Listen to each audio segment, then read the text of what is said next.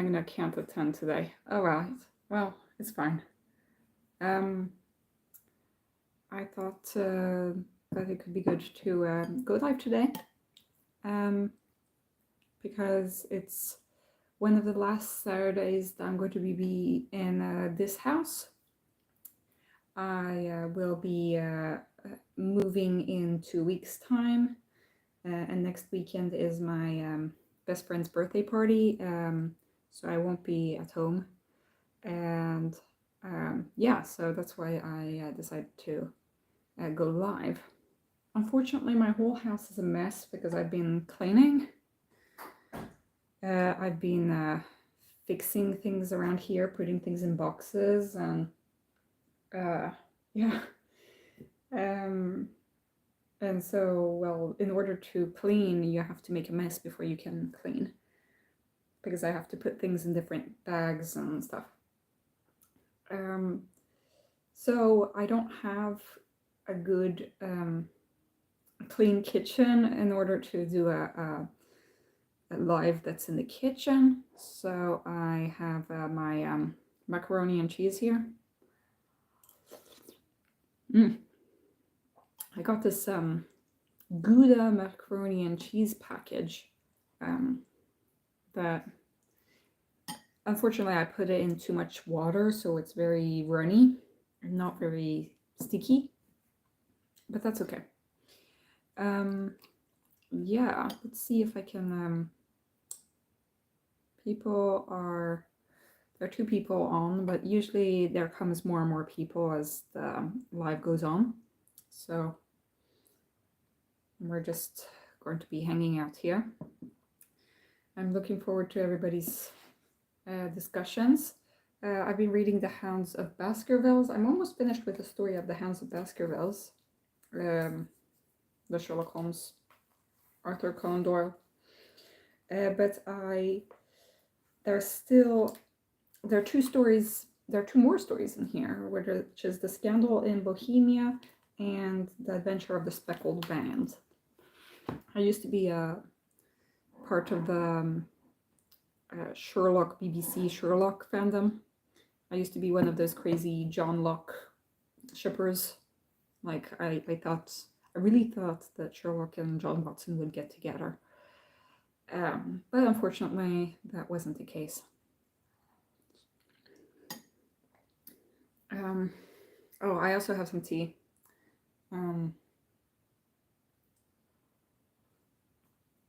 So yeah, I have prepared a video for tomorrow. I'm going to release it tomorrow, which is a little bit of a follow-up to my anger issues this week. And it's going to be about INFPs and our sense of justice. So I won't be going on about that whole incident because that's something that I'll be talking about tomorrow. I'm just here to chat because I'm tired of cleaning in this house. Oh, let me show you my STEM toys.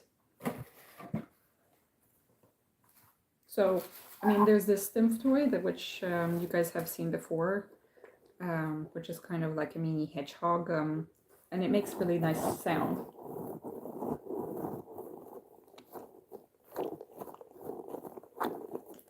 Let me do some ASMR.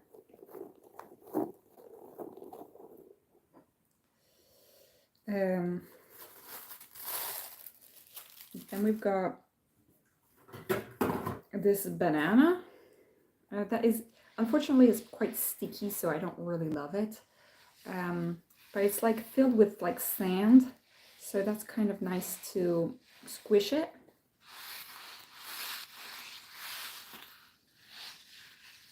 You can stretch it like this, and that's what I really bought it for.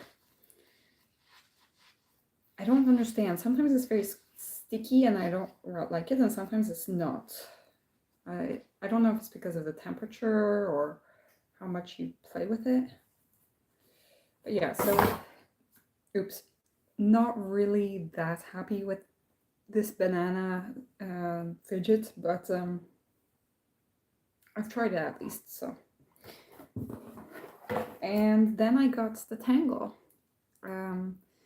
it took me a while. Like I had to play with it like all day yesterday and the day before in the evening when I got the package. I had to play with it quite a while before I realized like how do you play with this thing? Because I thought that you could like go pretty aggressively, but if you do, then it just unlocks itself, you know. And that's not the way that I want this to go, you know. I don't like. I wish that this didn't like detach itself. I wish that the Tangle was just like this without the detachable parts. But I'm sure that some people find it fun to do the detachable parts and like make it different shapes and stuff. For me, what I like doing is going like this with it. And I like just playing with it with my hands. I do prefer using my hair ties instead of this, but it's okay. What I like to do with it as well is to make it go around in a little. There is a certain position that is pretty satisfying. It's just it's sometimes hard to get it into that position. Yeah, because sometimes it gets like this and it's like, I want it to go together, you know? And then so I need to figure out how to get it into the right shape that is satisfactory. And I don't know how. Sometimes it's just like by accident I end up like getting it to the right shape, but there is a certain configuration where it can go into the right shape, but I don't know how I get into it.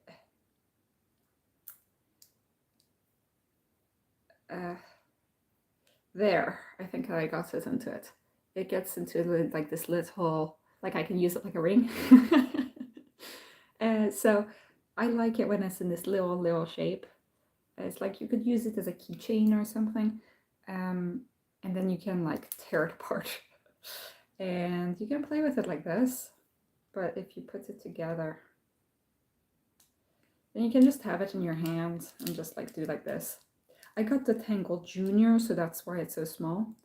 But I sometimes I wish that I got the Tangle Classic, but the Junior is much better to like have it in your pocket. You can have it in your pocket. It does make some sound, like the clickety clack of it, but I do enjoy it. So now I've put all the Stim stuff into this box.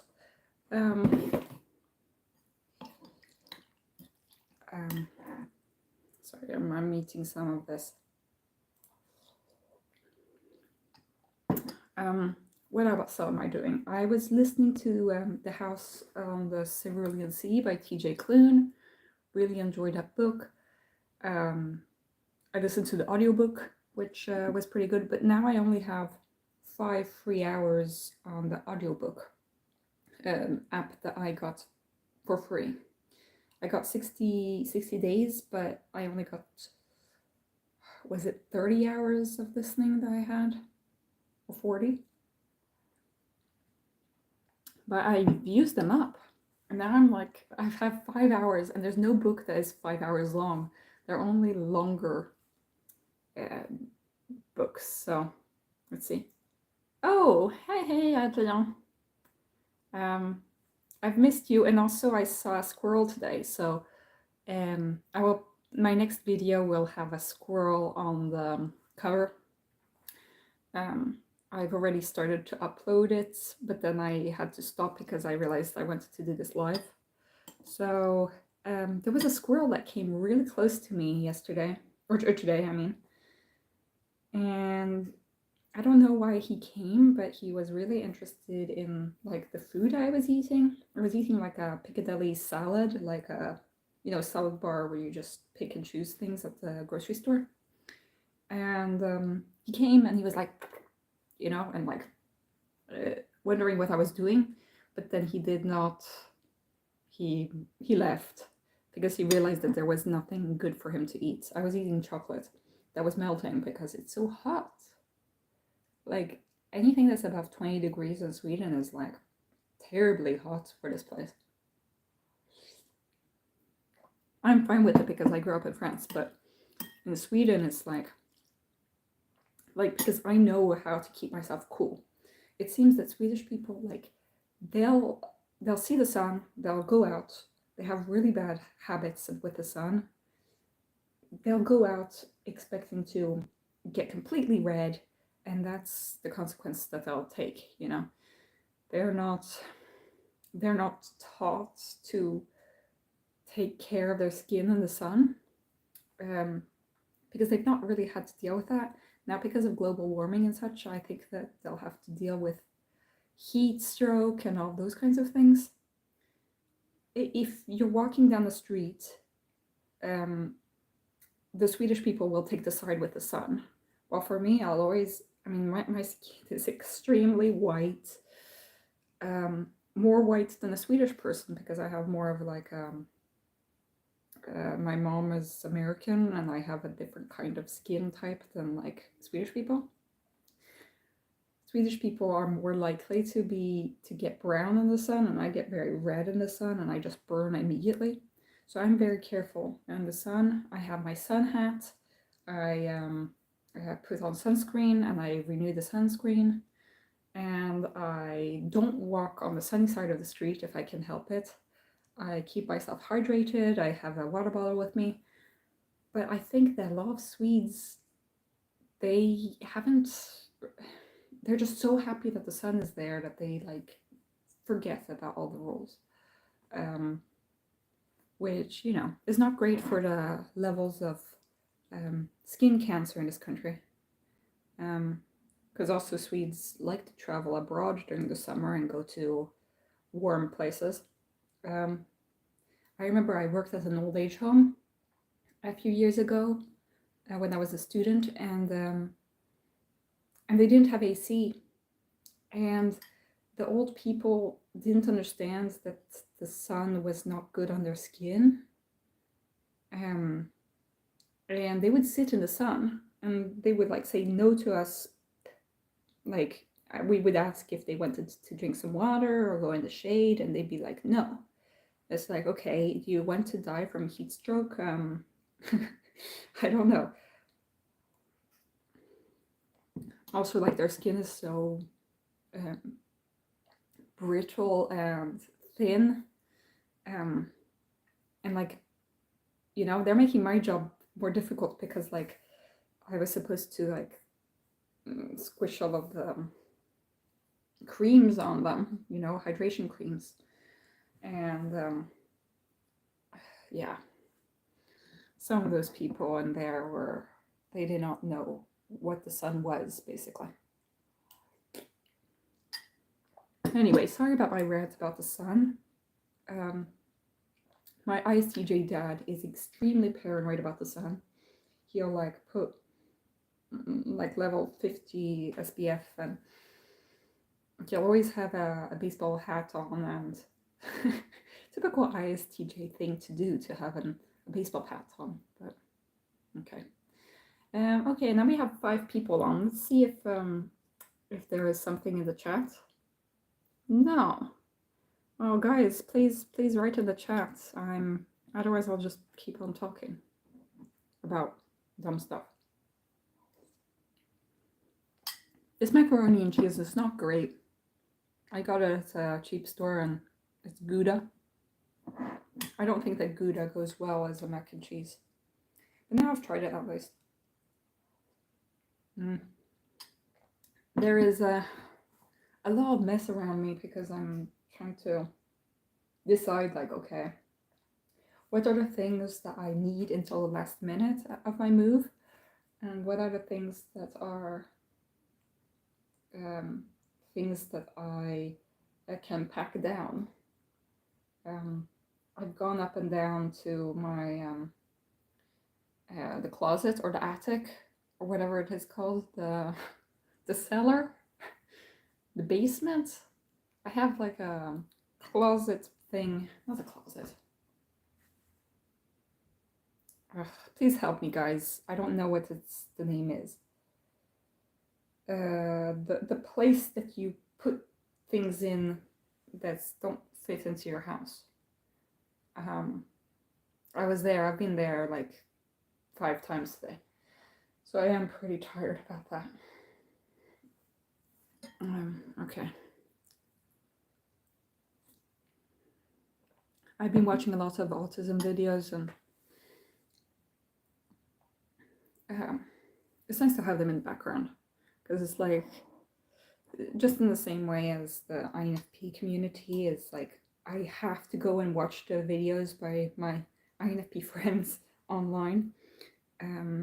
They always make me happy, and I always, either I laugh or I cry, or but I feel something and I just feel very connected.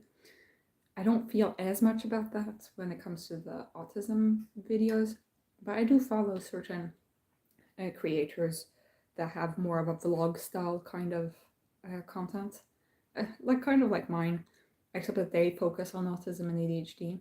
So I follow Dana Anderson, and I follow Palm's Journey, and they're both women who got late diagnosed autism, and I think Dana also has ADHD.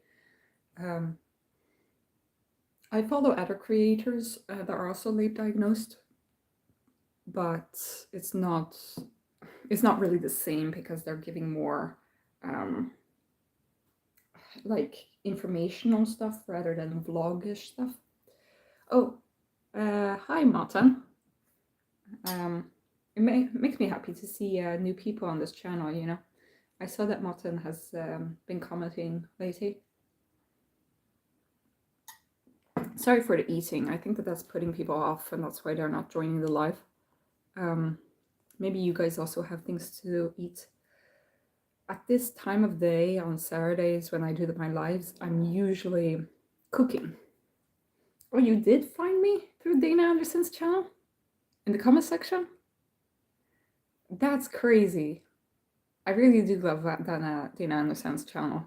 I've donated to her like twice on the Ko-fi, because poor girl doesn't have any money to like even eat food. Like, I don't know how she can live her life as an autistic person, because she tries so hard and does such. She seems like she's doing such a good job, you know, with all of the struggles that she has, and I really like her vlog style of video. And yeah, I liked her recent travel videos, because I went to travel, and I can see the struggles that she has, and I can help myself and find find recommendations for myself for my next travel. That's why I got my Stim Toys. I mean, I won't be able to travel with the big ones, but the Tangle is really easy to like just put into a pocket somewhere and just travel with that. I was looking for a little fidget. I want a poppet that only has like 2 poppet things, like little bubbles that you can like pop, and that I would have on like a keychain. I forget what the name of the YouTube creator who has like such a thing. It's not Meg from I'm Autistic Now What? There's another one. I forget what the name of that person is. She has like Tourette's and other things. This person. So she has like other conditions that are physical more. But she recently got diagnosed with autism as well, and she has all of these accommodation and these Stim toys and all sorts. But I would say Dana Anderson is the best for me. And also I like her body doubling videos, where it kind of resembles my cooking videos, where I'll be like doing something and talking. And she does, she has done a cooking one now, or 2, but she mostly like folds her laundry while like we watch, and then she talks about life. that's kind of the kind of thing that I do. Yeah, I don't know. I don't know if I got the inspiration from her or if I just got the idea from myself.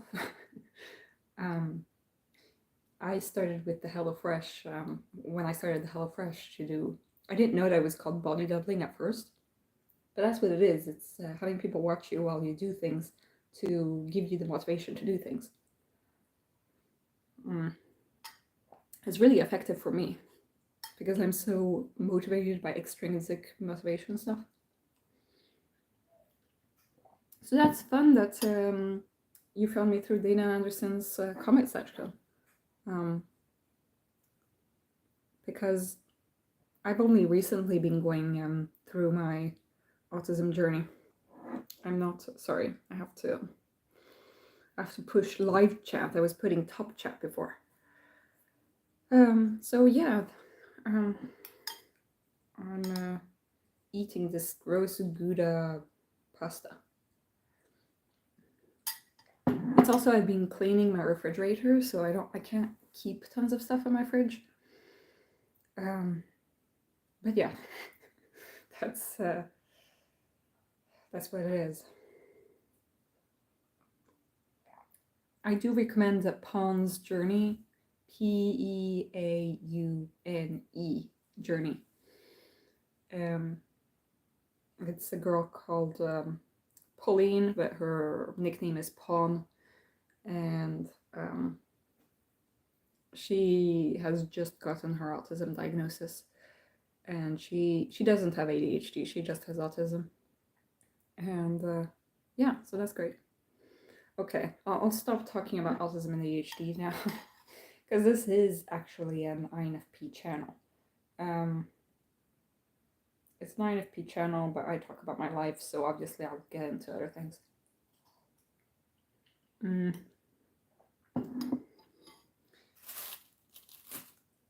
I have a lot of books to return to the library because I can't move with them. I found a website for French audiobooks. That was pretty cool. I think people went to respond comment, but being INFPs were an inhibited bunch. Yes, I know. I know. Like, we don't want to disturb. But I think that maybe if I give you guys things to some questions to ponder about, then maybe somebody will respond. Has anybody been reading a good book lately? That's what I usually call the question. I'm shy to write in the chat too much. You guys, you're only 4 people, so you two, Adrian and Martin, are half of the people here, so don't worry, we're a small group. If the other 2 people who are on this chat will say hi, then maybe it will feel more personal. No pressure or anything.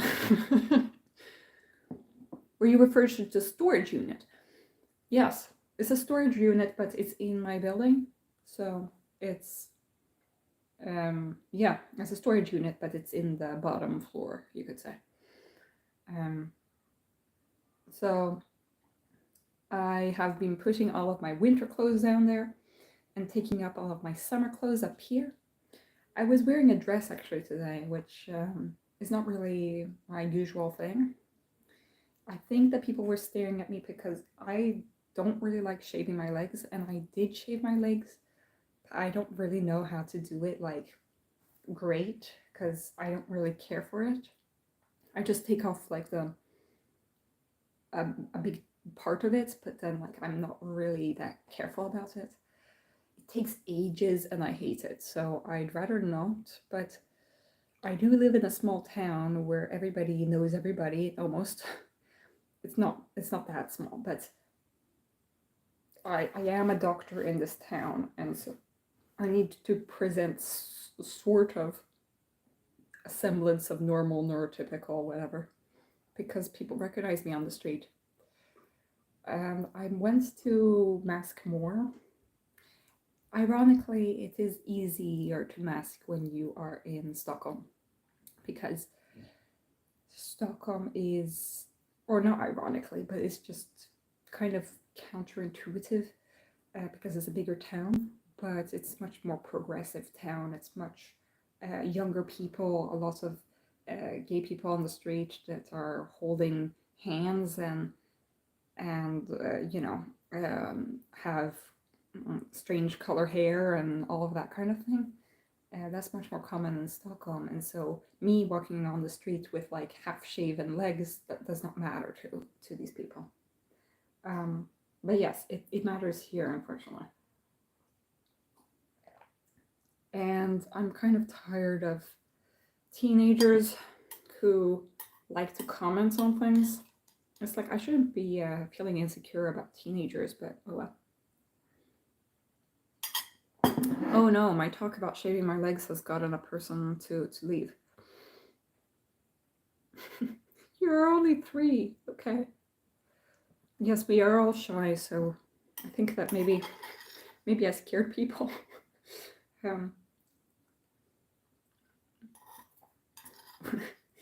It's nice to see you guys in the chat.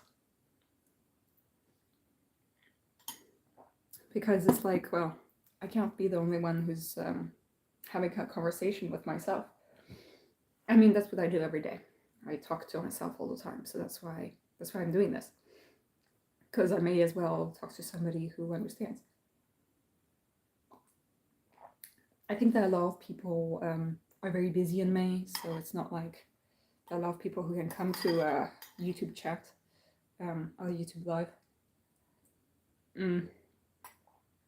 May is always a busy month.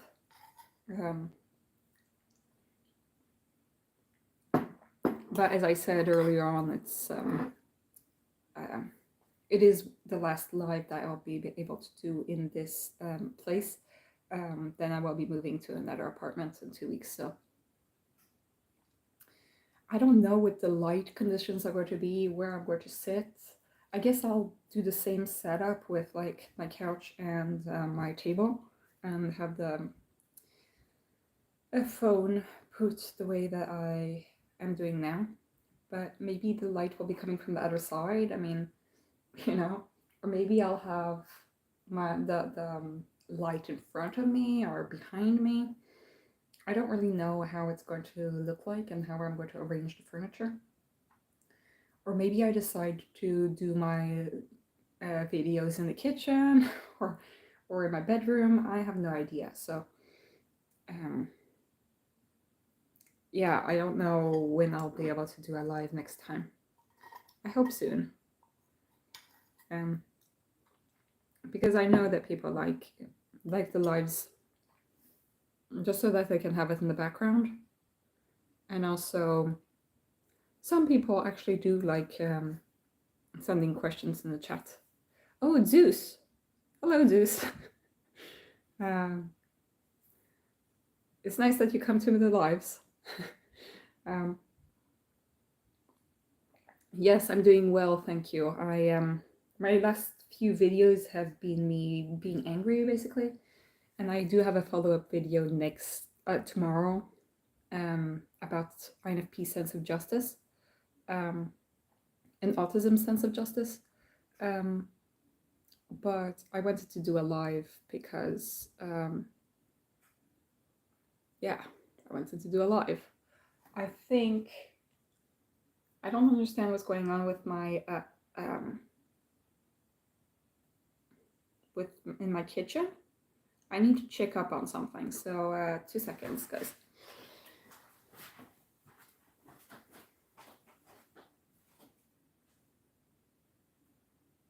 Oh, why?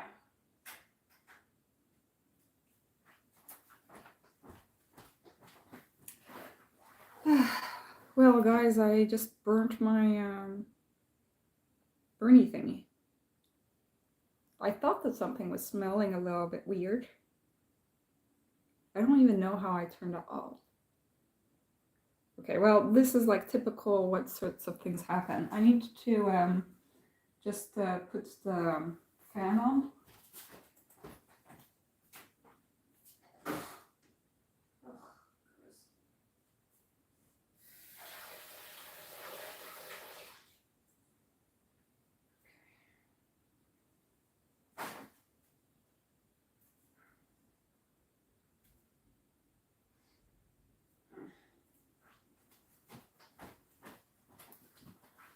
Okay. Sorry, guys. This is like typical kind of thing that happens to me all the time. Glad that I was at home when this was happening. Glad I did a live. I could have gone outside and then forgotten the song. Okay, instead let's eat even more Gouda macaroni.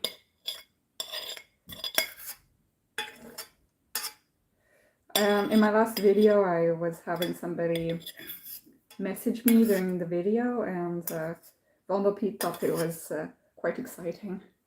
Yeah, there's never like a calm time with me. There's always something exciting going on.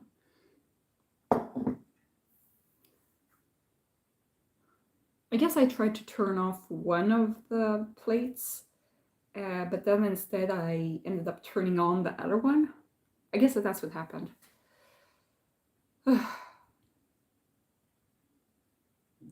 Yeah, I know. It sucks because I used to not shave, but it is very, very clear that people do stare at you if you have unshaven legs. But in Stockholm it was like better. Here people stare at me whether I have the legs shaven or not, but they especially, you know, they'll like stop and look, you know, and I don't like that. Because they've barely seen a woman with hairy legs. They've barely seen people at all because they live in the countryside. They're just unused to seeing people in the world that aren't the way that they think people should be. Okay, that's brought my adrenaline up.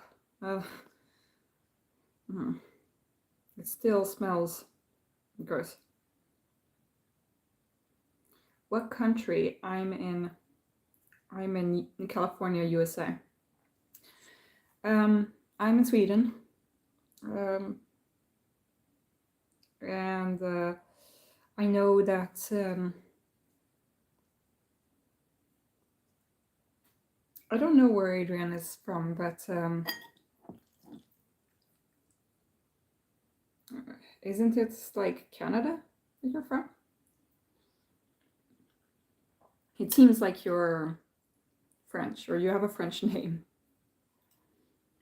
I think I've asked Adrian that question before, but I forgot, unfortunately. And I don't know where Martin is from, I forgot as well. My memory is not great, as you might be able to tell. And Zeus, California, like what's the time over there? It must be morning? It must be like lunchtime, maybe? No, morning, like 10 a.m. or something over there in California. That's why I do my lives in the evening. There was once where I did a live, my last live was at 5 instead of at 8. And then I got all of the people from India, which was quite exciting because I usually don't, like, I know that a lot of people in India watch my channel because the time zone. Oh, you've been to France. I grew up in France. 11:34. Okay. Right. Yeah. No, so I usually do my lives so that I can catch the Americans and the Europeans, because I don't have that many people in Asia or such. We do have Vondelpete in Australia, which I don't know. Sometimes he comes onto the lives and it's like 4 a.m. or something over there. But otherwise, we do have a lot of people from India that watch my channel, but they never comment, pretty much. So having them actually talk to me in the chat in the lives was quite a weird experience, because it's like there are all these people out there that never comment on my channel, but they are there lurking, and they're maybe the ones that are boosting my my views. I don't know. I think though that they just look at the channel and then they click off. But there are some people apparently that sometimes come to the lives when they're early. But in general, I don't want to make my lives too early in the day because then the Americans aren't awake yet, you know? And it is mostly the United States that watches my channel, according to statistics. And I don't care really about the statistics, but I do want people to come to the lives, so because otherwise I'm just talking to a wall. Maybe it doesn't matter how many INFPs or people are watching, because a lot of people can't are too shy to comment, so it doesn't matter anyway. Oh wait, you wrote something about France. I loved France. To be honest, I just stayed in Paris for a week. Some rural towns, but I didn't get the full native experience. You're in England. Oh, okay, great time. I'm happy to have some England people. I think INTJ Soapbox is in England as well. Oh, but that's why maybe you watch Dana Anderson, because she's in England as well. I grew up in the French Alps, so not Paris. My family still lives in France. I'm glad you got to see some of France, but obviously French people aren't that nice towards tourists, because they're like, ugh, you know, kind of snobbish about the French language and such. But the food is great, and the landscapes are great, and there is more sun than in Sweden. I like Sweden because it's calmer, and there are more introverts here, and I can just lead a pretty like isolated and calm life for myself, which is important if you're an INFP and if you're autistic. Maine, United States. Oh, I wonder how you got the name Adrien, because that's a French name. Is part of your family from Quebec? Maine. Maine is like the topmost state, right? Like at the very top. I mean the top being north, obviously. I'm not talking about like, there is no top and bottom. They made fun of my American accent when I spoke French. Well, that's good that you tried to speak French with the French people. They're pretty awful. My mom is American, and she has lived in France for 25 years. And she just told me of an incident that was actually really awful for her. She gets incidents of people making fun of her accent like several times a week. And sometimes it's like nice, it's just like, oh, I detect that you have an accent, you know, where do you come from? That's kind of like a nice version. But last week she got, there was a person who just like actively laughed at her accent and said that she was a doctor. That was the worst. I mean, this person should be reported. It was a person that my mom met, like, she meets people all over the place. She's an extrovert. But my mom has an accent still because she learned French as an adult, and that's much harder. And she didn't have like French classes when she first came to France, so she's basically had to learn everything on the run, on the go. But this doctor said, well, if I wouldn't treat you if you were my patient, because I can't understand you. And it was like, what? First of all, you're supposed to treat anybody who comes through your door. But also, how dare you make fun of somebody's accent that they can't do anything about? And also, like, way to sound insane. I mean, wow. But yeah, that hurt my mom quite a lot. She usually like keeps a brave face and isn't you know, she gets insulted quite almost on the daily by French people, because French people, they'll just be like not trying to understand when somebody speaks with a different accent.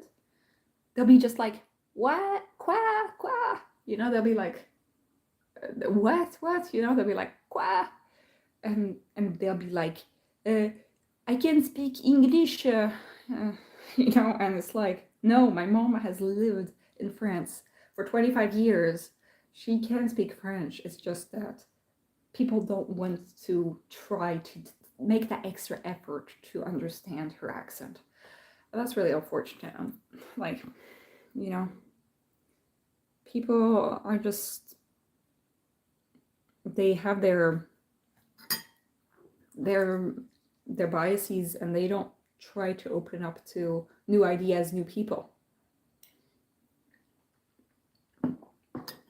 Because my mom is very smart, and I think that her accent makes her not seem smart to other people. Yeah, it's awful. But and I do notice this when I'm on holiday and I go back to France. It's like every day there's somebody who mentions her accent when she goes about. Admittedly, she does talk to a lot of people on the day, but as opposed to me, who like just, you know, does the bare minimal. I'm just like, you know, okay, I'm going to go buy bread and then I go back home. You know, it's not like I do anything else. But my mom puts herself out there, but she only gets shit for it, so that really sucks. Northeast. Okay, I don't know much about England. I do want to go to Edinburgh, and maybe I'll take the train from Scotland to London to meet one of my friends who lives in London. I've always wanted to go to Scotland because I watched Outlander, and I really like Outlander. There are certain parts that are a little bit iffy, you know, but I like that, and I've always loved Irish and Scottish music, and I just find it nice. And also, I grew up being really into Harry Potter, and there are a lot of filming locations that are up in Scotland. So I went to see all the castles and such. How many languages do you speak? I can loosely speak 4: English, Spanish, French, and German. I'm fluent in Spanish and English. Oh. Zeus, I almost thought that you would be Greek. But okay. I grew up speaking English, French, and Swedish. English and French used to be at the top and Swedish at the bottom. And my dad is Swedish, my mom is American, and I lived in France. But then I moved to Sweden, and now I'm starting to forget my French. I learned Spanish in school. I can loosely understand it and speak some of it. But since I've hung out with a lot of Italians, my best friend is Italian, and like we've been friends for 10 years. I'm going to be meeting up with him and meeting all of his Italian friends next weekend, and like I understand quite a bit of it because of French and because of learning Spanish in school, and also because I've been absorbing so much of it by being around them. Being around my best friend and his family, I've basically become a part of his family. I celebrated Easter with his family, so I can't speak Italian at all, but I can understand quite a bit of it. I don't know any German. I can understand some of the written because it's close to Swedish, but really I don't understand. Yeah, those are the languages I know. But that's great that you know 4 languages. Scotland is very beautiful. Edinburgh is a good choice. Yeah, no, I really want to. I don't have a driving license, so I can't really go to all the places that I went to. But I think that it's enough just going to Edinburgh. It's because I was planning to go to Japan with Vondelpiet, but I don't know. I haven't heard from Vondelpiet, and I think that I think that we'll have to go later when it's not that hot, and also when we both have the money and the time to go there. I don't know. Vondelpiet is unemployed at the moment, so I don't know if has the funds to go. I really wanted to go there with somebody who has actually lived in Japan. Well, Edinburgh, I don't need to be with anybody else. I can go there solo, so that's why I'm going there. And yeah, it seems magical, and yeah, I want to see all of those old grey buildings. I mean, it doesn't seem like a great summer place, but when else in the year is Scotland has the possibility of being sunny? You know, of course there's going to be rain probably, but there is a possibility that it might be sunny in the summer. Italian is very wait, my parents just love the name Zeus, so they named me Zeus. Wait, Zeus is your actual real name? I thought like that was your pseudonym online, but I don't know how you would say Zeus in Spanish. Because the Z sound, Zeus. I can't do the Spanish. Italian is very similar to Spanish. That's next on my list of learning. It's very, very beautiful to listen to, I must say. A bothy in the Scottish Highlands. Adrian, hehe, staying in the bothy alone would be a little creepy at night. Yeah, no, I don't want to. I'm just going to go in the city, and you know, Scotland is always going to be like the Highlands are going to be there. I can do that another trip once I can drive or if I'm with somebody else. But as a solo trip, I went to stay in like kind of safe places because I've never been on a solo trip before where I left the country and was not on the way to some friend's house or you know, or I was traveling with a friend. So this is something that I want to do for my personal development, to actually go on a solo trip. But so this is like level 1 difficulty of I can understand the language. It is not that far away, and I can go on a short trip. And like it shouldn't be too hard for me to find accommodation. But like the Japan is like level 3 of like if I were to go alone, I would be completely lost and not know the language, not know how to take myself to the hotel. I would be, I can do these things on my own, but it just scares me a bit that I might get like overwhelmed by the amount of things I would have to do. It's still cool bucket list. Yes, I have a lot of places to go on my bucket list. Thank you, Martin, and thank you, Adrian. It's just it's not very easy for me. It's part of what. Oops, sorry. It's part of my journey to gaining independence, because I've been pretty dependent on my parents, and now I realize that the reason I've been so dependent on my parents is because I am neurodivergent, and so things that other people learn easily don't come naturally to me. Also, I suspect that my parents are neurodivergent and therefore did not have the tools to give me that independence, you know, and they're not aware of this whole neurodivergence thing, but they do know that I have a lot of anxiety about doing things alone. Wait, what's going on? And I've never been on a solo trip. I have been to Denmark with a friend.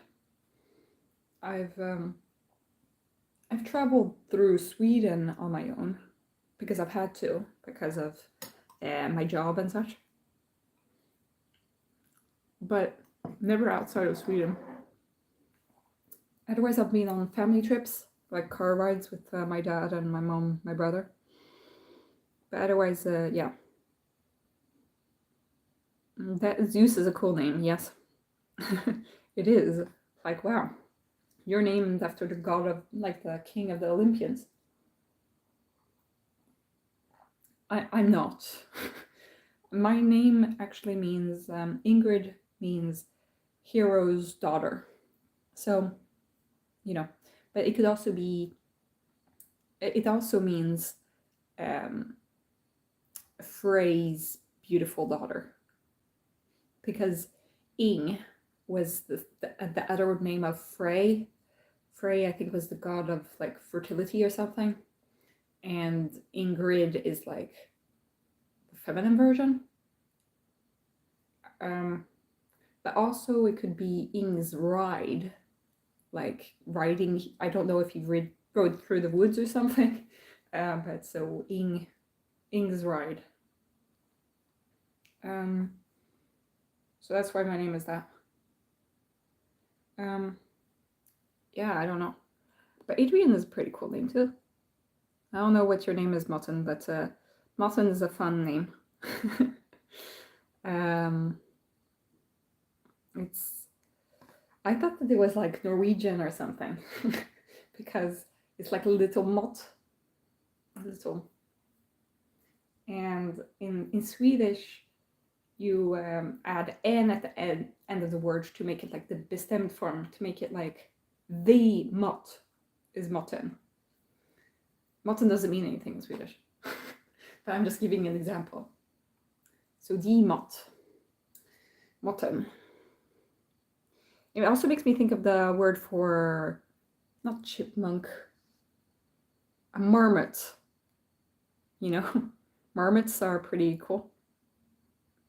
I've seen actual marmots in the French Alps. They're quite cute, and they pop out of their little holes. A groundhog, except that like a groundhog in the mountains. A marmot. Japan would be awesome place to visit, but Tokyo and larger cities would be overstimulating. Yes. Yes, that's the thing. Is that I really want to go because there's so many things to do, but I can't. It would be too much, and I know it would be too much. And now that I've watched these autistic content creators going on trips and becoming overstimulated on their trips, I realize, like, okay, I need to find a way to regulate myself. Yeah, Ingrid suits you well. Thank you, Adrian. Thanks.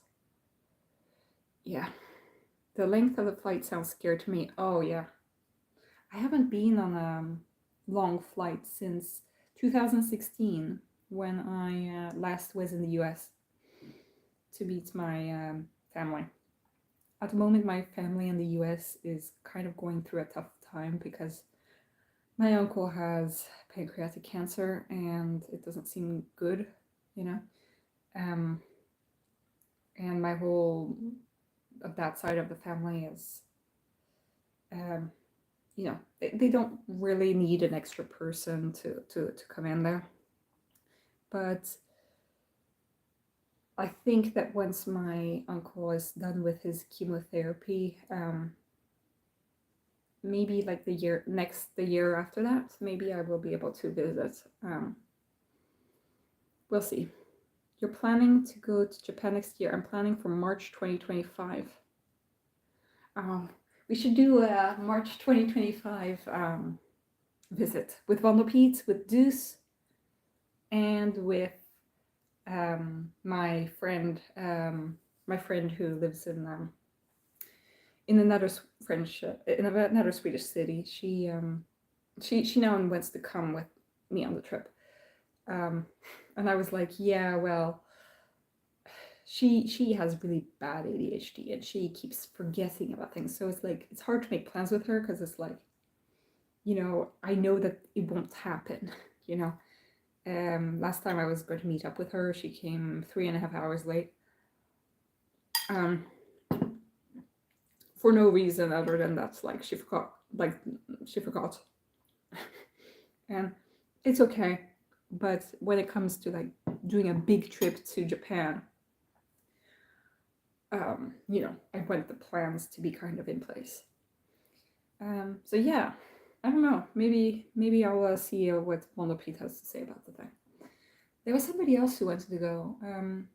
Alexander, what's his name? We have this other person on this channel who is going to Japan in January, I think, or February.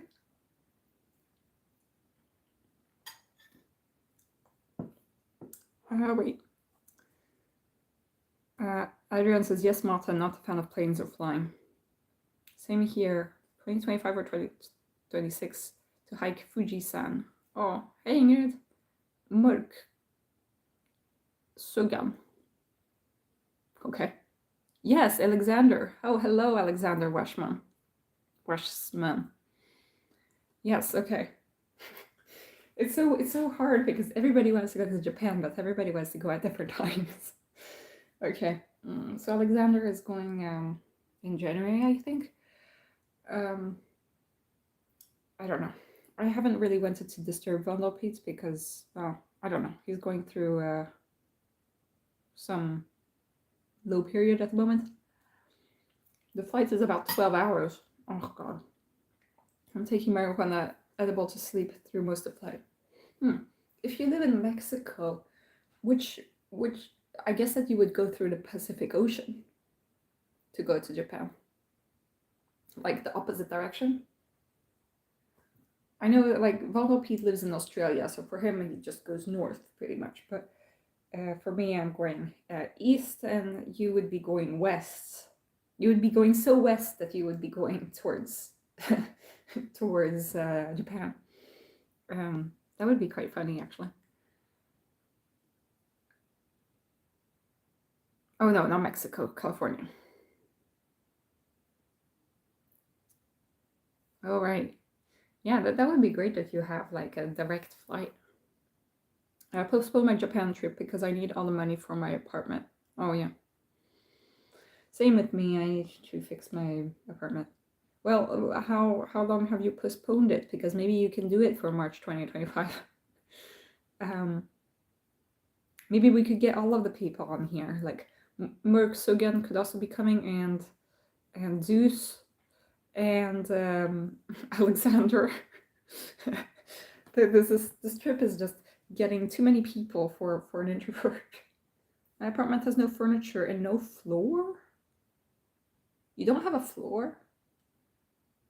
I mean, I had no furniture before I came to this place, because I was living like on a mattress on the floor. That's where I started like doing a lot of MBTI videos. Now I have a lot of furniture and I need to move on the 1st of June, so I've been working all morning on just like putting all the stuff away and right. But yeah, I realized I have quite a lot more furniture than I had before. So I have my ISFJ friend is coming to help me carry the stuff together with, I think, an ENFP friend for my work. I do have a floor, but it isn't a proper one, if that makes sense. No, that does not make sense, Alexander. Please tell us. I would love to go to France, Paris. Yes, Paris is beautiful. It's great. I find that the metro is kind of confusing, but it's beautiful buildings and parks and such. Hell yeah, let's go! Yes. Everybody's like, yay. A group of introverts going to Japan, lol, sitting in silence. Well, because we'd be coming from different parts of the world, and none of us would be sitting on the same plane. We would all be going like all the way from the world, you know? Zeus in California, and Alexander wherever he is, and me in Sweden, and Wonderpete in Australia, and possibly I don't know where Mark Sogan is, but maybe he's in Sweden. Who knows? And Zeus can also come. He comes the other way around, right? And Adrian might come from Maine, but he hasn't expressed any interest yet. Let's see.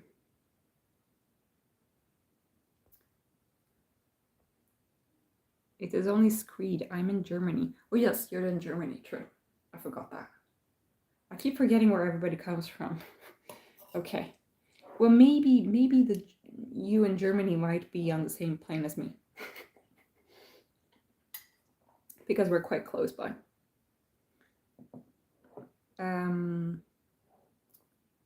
Oh, wow, the chat is starting to get really intense. Let's see what's going on.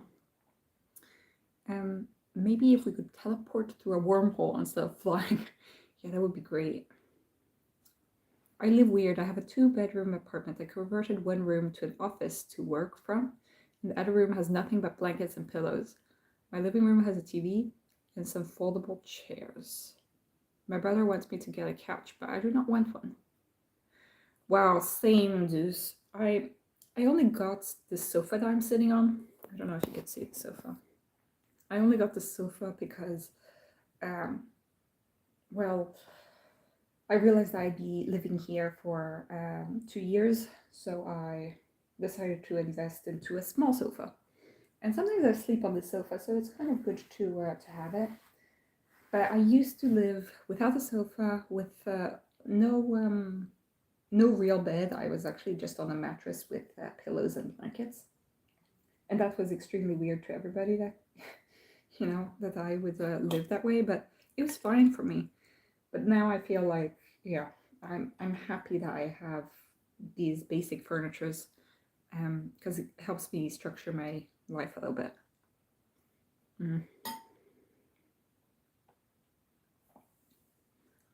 Wait. My brother wants me to get a couch, but yes. That's the answer. From Sweden, but currently based in the UK. Oh. I have a sofa, but I always end up preferring to sit on the floor. Yeah, I do get that.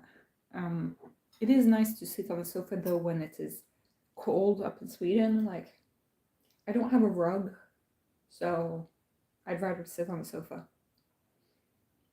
And also, I sleep so well on the sofa. It's incredible. Sometimes I sleep on the sofa more than on my bed. But that's when I had the weighted blanket.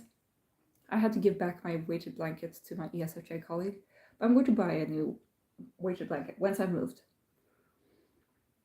Love the green sofa. Oh, thank you. I chose it because it was green. No, but also because this color was cheap. It was cheaper to buy it in green than to buy it in like white or gray, I'm considering a bed because some romantic partners prefer a bed. Yes. Well, considering that I'm asexual, I don't care. I don't have romantic partners. Should I get a floor or should I go to Japan? Well, in Japan, there isn't much furniture. So if you go to Japan, you wouldn't need to get furniture. I would like to go, but when it's autumn. Yes, that would be good too. Except that I don't know how much, how many vacations days I can use in the autumn. IKEA bed. Yes, I have the like one of the cheapest IKEA beds. Not the cheapest, but almost. I think it's a Skorter. SKA with a O and R. I think it's a Skorter bed. Or it's a Skotterud. I don't know what the name of it, but it's a IKEA bed. Basically, it's just like a mattress that has that is a block with plywood around it, and it has the feet that you just screw on. So you know, you don't need to think about like having all of the different parts of a mattress. Yeah, it's not fun having to move with all the furniture, but I will have two quite muscly men helping me out with this, so I'm glad, because I don't know what I would do with this. I don't even know how to carry this down the stairs. But we'll see how that goes. My ENFJ friend, the one with ADHD, she offered to help, but she's not going to be carrying this very heavy bed. So I'm going to give her some like simple things to carry that are lightweight, like the pillows of the sofa or that kind of thing. Because she has chronic pain problems. I'd like to experience Japan both in spring and autumn. But I also have to consider the best time to hike Fuji-san. Ingrid, what kind of activities would you like to do there? Well, I wasn't planning on hiking Fuji-san. I was planning to just go with whatever Vondelbeat wanted to do. I do want to be in Tokyo. I want to go to Kyoto. And I went to visit shrines. Maybe we were going to do like some kind of day trip from Tokyo to some kind of smaller mountain than Mount Fuji. I also went to eat different foods, but that's like, there's always good foods to eat and wherever you go.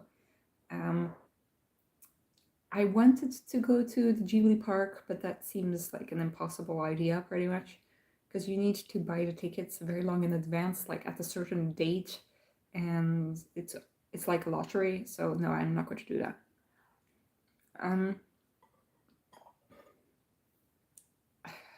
I would like to see the cherry blossoms, but it doesn't really matter, because I can see the cherry blossoms in Stockholm. But in the autumn it would be beautiful as well with autumn leaves.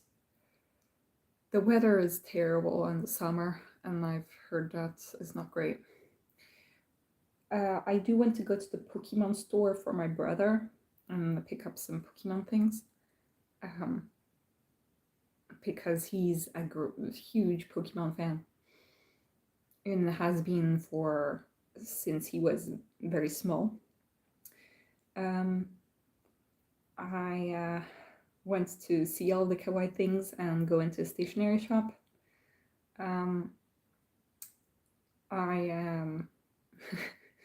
What else do I want to do? Well, Vondelbeat wanted to go to that cult place with that shrine, but it doesn't really matter.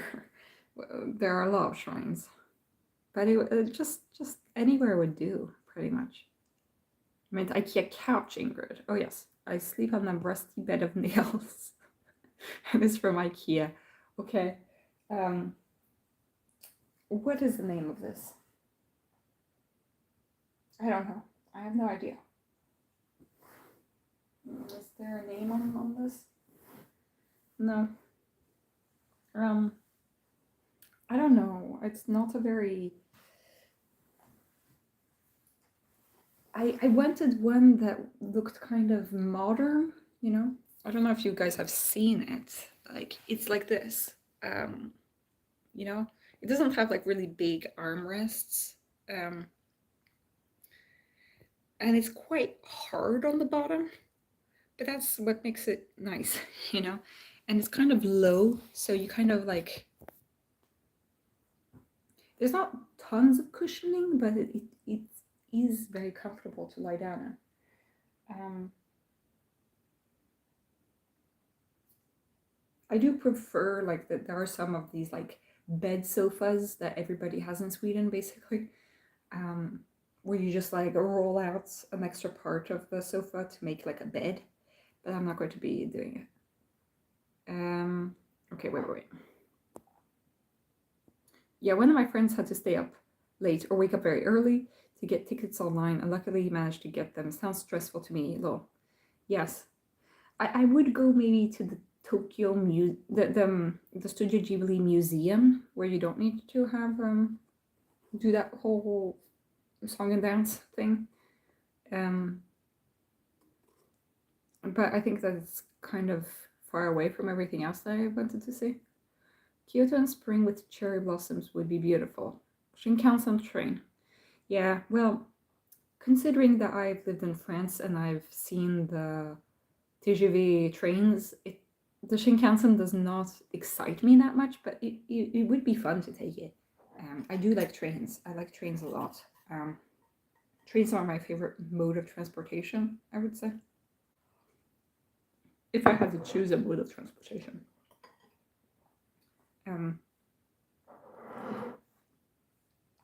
I like the train when there's like a quiet area. I like sitting in a quiet area and just watching the scenery go by. Back when I lived in the south of Sweden, I would often take the 5-hour trains to 4 or 5 hours to Stockholm. I would do that maybe like once every month or every other month. I kind of got into the routine of doing that, and I did not like going backwards in the train. I liked just seeing the scenery pass by and just doing my own thing. And yeah, I did quite a lot of thinking on those trains and listening to music and such.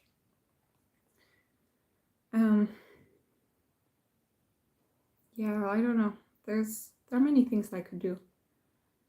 I went to see the koi fish, and I went to drink matcha and eat the weird Kit Kats. And I'm not really necessarily sure I went to go to an onsen, like the baths. Oh, I went to see the capybaras. I like capybaras. I've never seen a capybara before. That would be cool.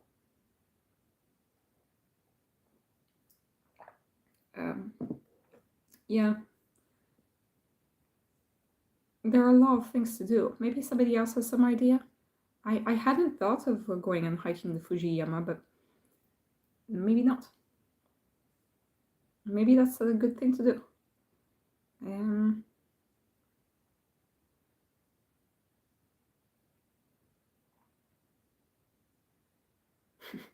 It's just a funny question. Should I get a floor or should I go to Japan? I'm going to invest in a futon bed couch. Oh, another fun fact about me is that when I grew up as a child, I actually slept on a mattress on the floor, which my mom would, I would help roll up every day and roll out at night. And then I must have been like turning 6 years old. My first grade birthday party was at my house. That was before my parents' house became a hoarder house. But it was still like quite a lot of stuff. So we did play. I remember we played like the floor is lava kind of a game where you would walk on several things and not touch the floor was the rule. And one of my friends was like, "But where do you sleep?" And I was like, "Oh, I sleep over there." And then I realized, wait, the mattress isn't there. And she was like, "On the floor? Ingrid sleeps on the floor." And I was like, "No." I was like, "No, I don't sleep on the floor. I sleep on the mattresses on the floor." But she didn't understand. Anyway.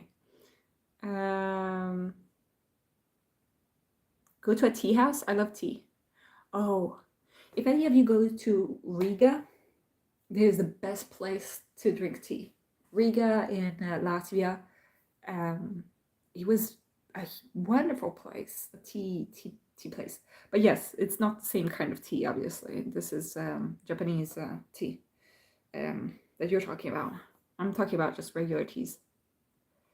Yeah, maybe. I like tea, but I'm not such a fan of like Japanese teas. But it would be nice just to go in there. Capybaras are so cute. Yes, I love capybaras.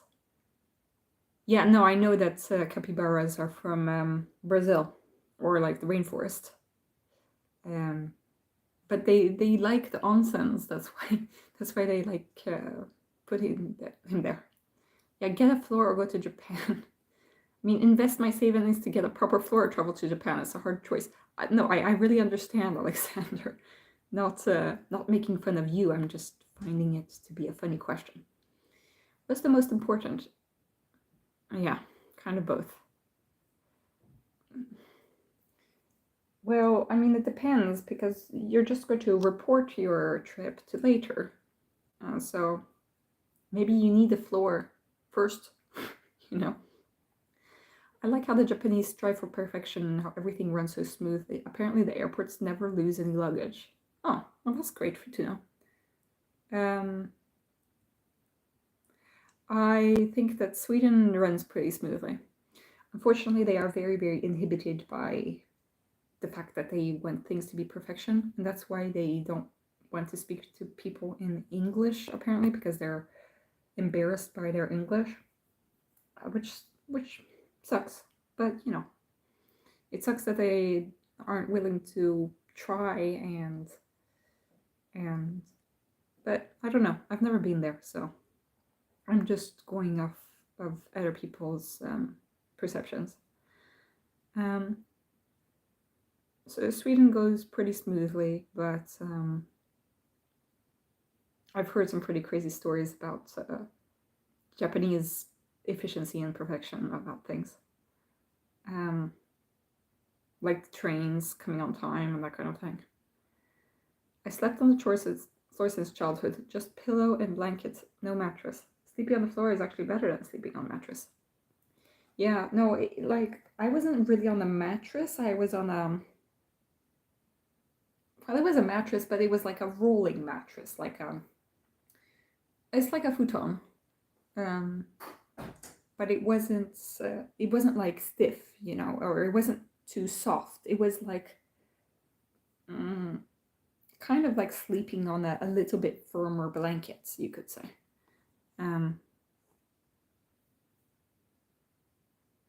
Or go to France. Well, you can go to France. I sleep in the kitchen because my kitchen has a floor and I like kitchens. Okay. I had to think about that a little bit. Okay. Does your kitchen have a tile floor though? Because that would kind of be cold and hard. But I'm glad that your kitchen has a floor at least. Capybaras rule, large guinea pigs. Yeah. Well, Alexander, if you go to France in the summer, I will be there. If I go to France this summer after my Scotland trip, because I need to visit my family probably at the beginning of August. If I go to Scotland, then I go to France as well, I think. But if I end up traveling somewhere else, then I'm not going to France. Because Scotland is just like a few days trip. I've actually never been to France, but I kind of adore the language. I sleep on a mattress in my kitchen. Okay, good, Alexander. I'm glad that you have a mattress and you have a floor in your kitchen. My kitchen is very small, but soon I'll have a bigger kitchen. So maybe when I move, we'll see how the floors are there. I make matcha tea with my little bowl and whisk like a traditional tea ceremony. Oh wow, that's great. What are you doing in Scotland? Not much. I think that what I'm going to do is that, because I mean, I'd been planning for Japan, but now since I'm going to my plan B, which is Scotland, unless Vanderpeet wakes up and he says that he wants to go to Japan this summer, I think that I will go to Plan B, which is going to Scotland, going to Edinburgh, basically. And I'm going to be there, going to the little streets, going to the big castle that's there, and going to Arthur's Hill, I think it's called, which is like a little hike to like see the view on the city. I also apparently there's a museum of medical history that is really cool. So I want to go there.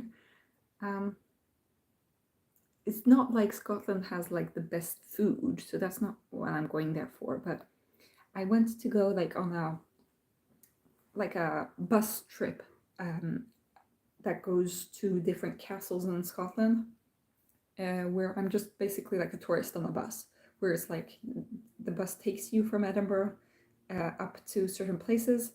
Maybe it takes you to like Inverness or something, and then it takes you to some little castle, and then like you're back home for the night, something like that.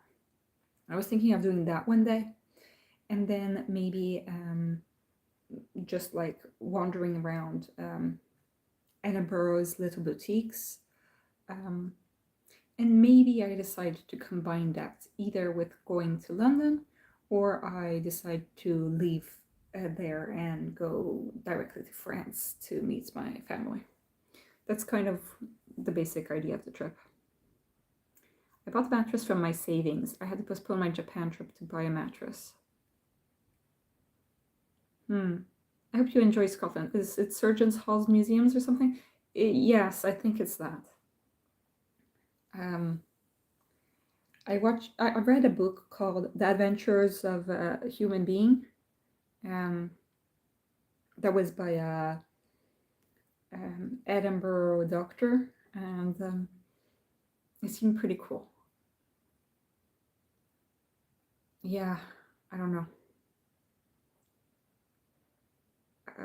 It's mostly that I went to go on this Outlander trip to see the actual castles from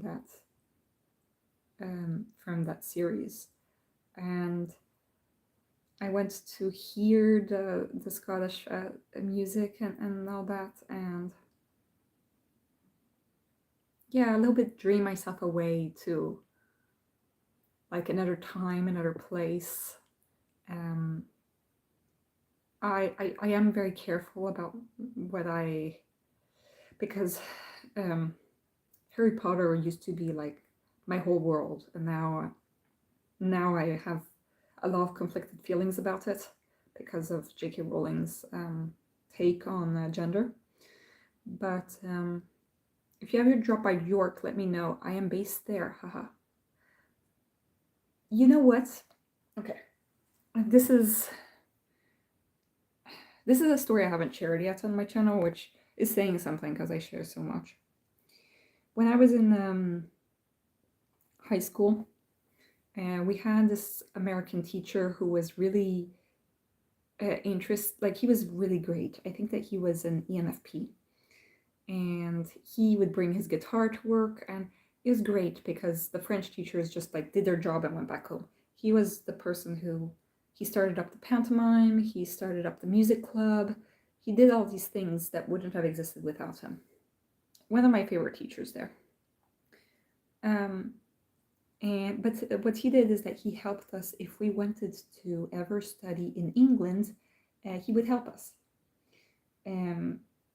So I applied. I did the personal statements and all these things that you have to do, and I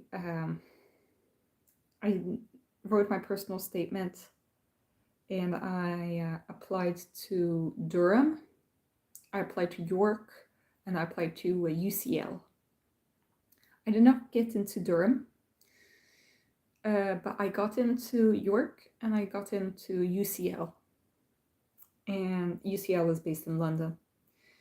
So I could have gone to UCL or I could have gone to York. But in the end, I decided that no,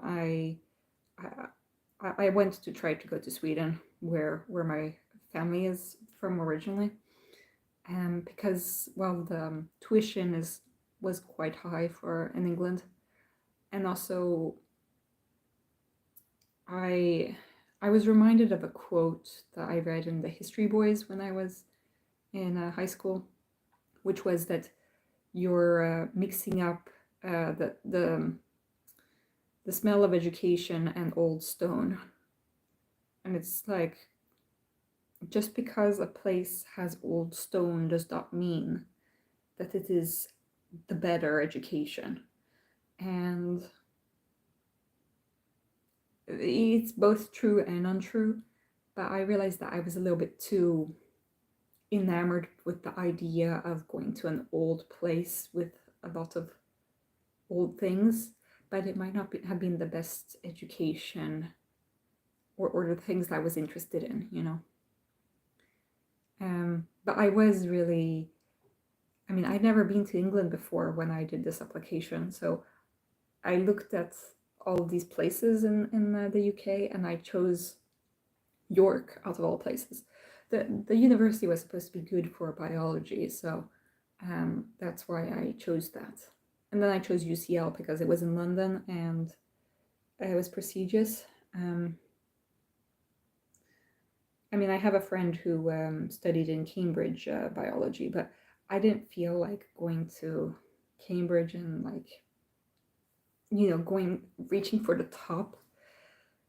I felt kind of burnt out by high school. But so yeah, so I chose York because I thought that it was such a beautiful city and that it had a good university.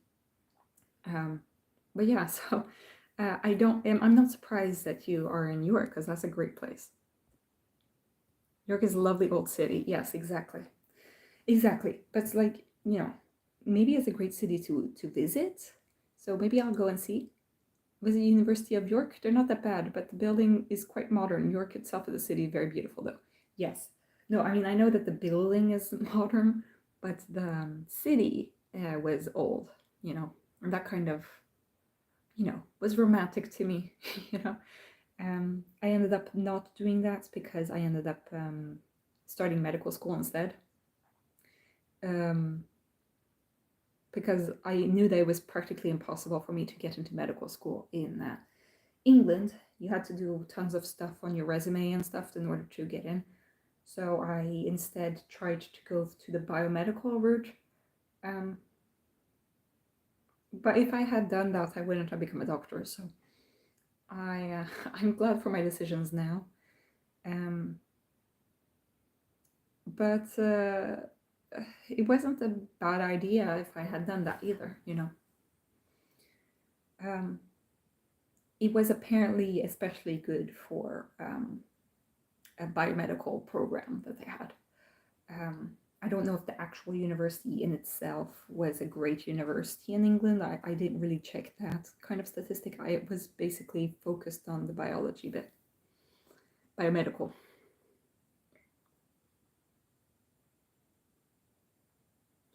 You can visit it now whenever you have find time. It is still beautiful and romantic. Yeah, no, I probably I could do that while I'm doing my Edinburgh trip. You feel settled in Sweden, or would you consider living in a different country? I feel like Stockholm is my real home, so yes, I would say that I'm settled in Sweden. Now, if I'm settled in a certain town, maybe not, but Stockholm is probably the place. The only thing is that it's hard for me to find a job that isn't super stressful in Stockholm. So I kind of have to do a compromise by living semi close to Stockholm and actually having a good workplace. Um, you know, for a lot of careers, it's better to be in a big city. But for being a doctor, it's not always the best thing to live in a big city. Um, so I live in a smaller city that's quite close to Stockholm. Um, and it's pretty easy to go there with the train. Um, but yeah, I would say that I'm settled here. I don't regret my decision of moving from France to Sweden.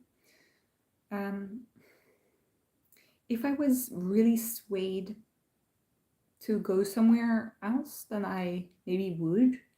I'm not stopping the possibility, but the only thing is that it's very hard as a doctor to move from one country to another without having to go through 10,000 loopholes to like a lot of hoops in order to get your license recognized in another country. So I haven't chosen the most international of jobs, unfortunately.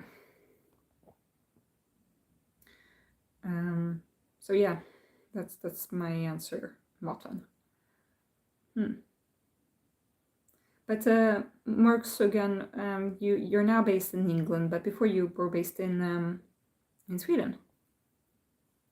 What made you leave for York? I need to put this into the fridge, so I'll let people write in the comments while I go and put this in the fridge.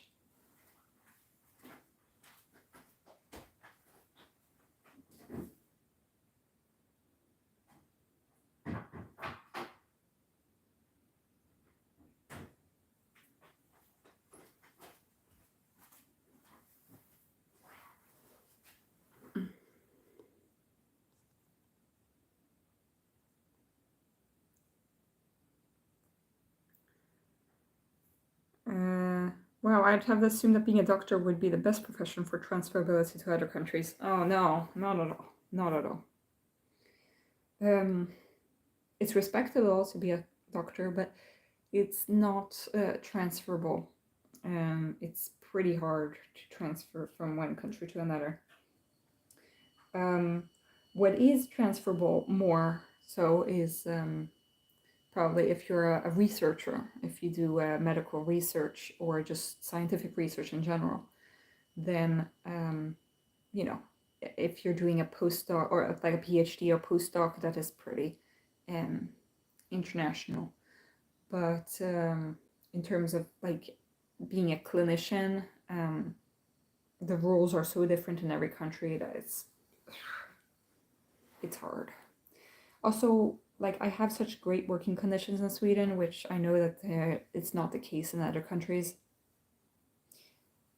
If I move country, it's basically that I would have to change jobs, which is difficult.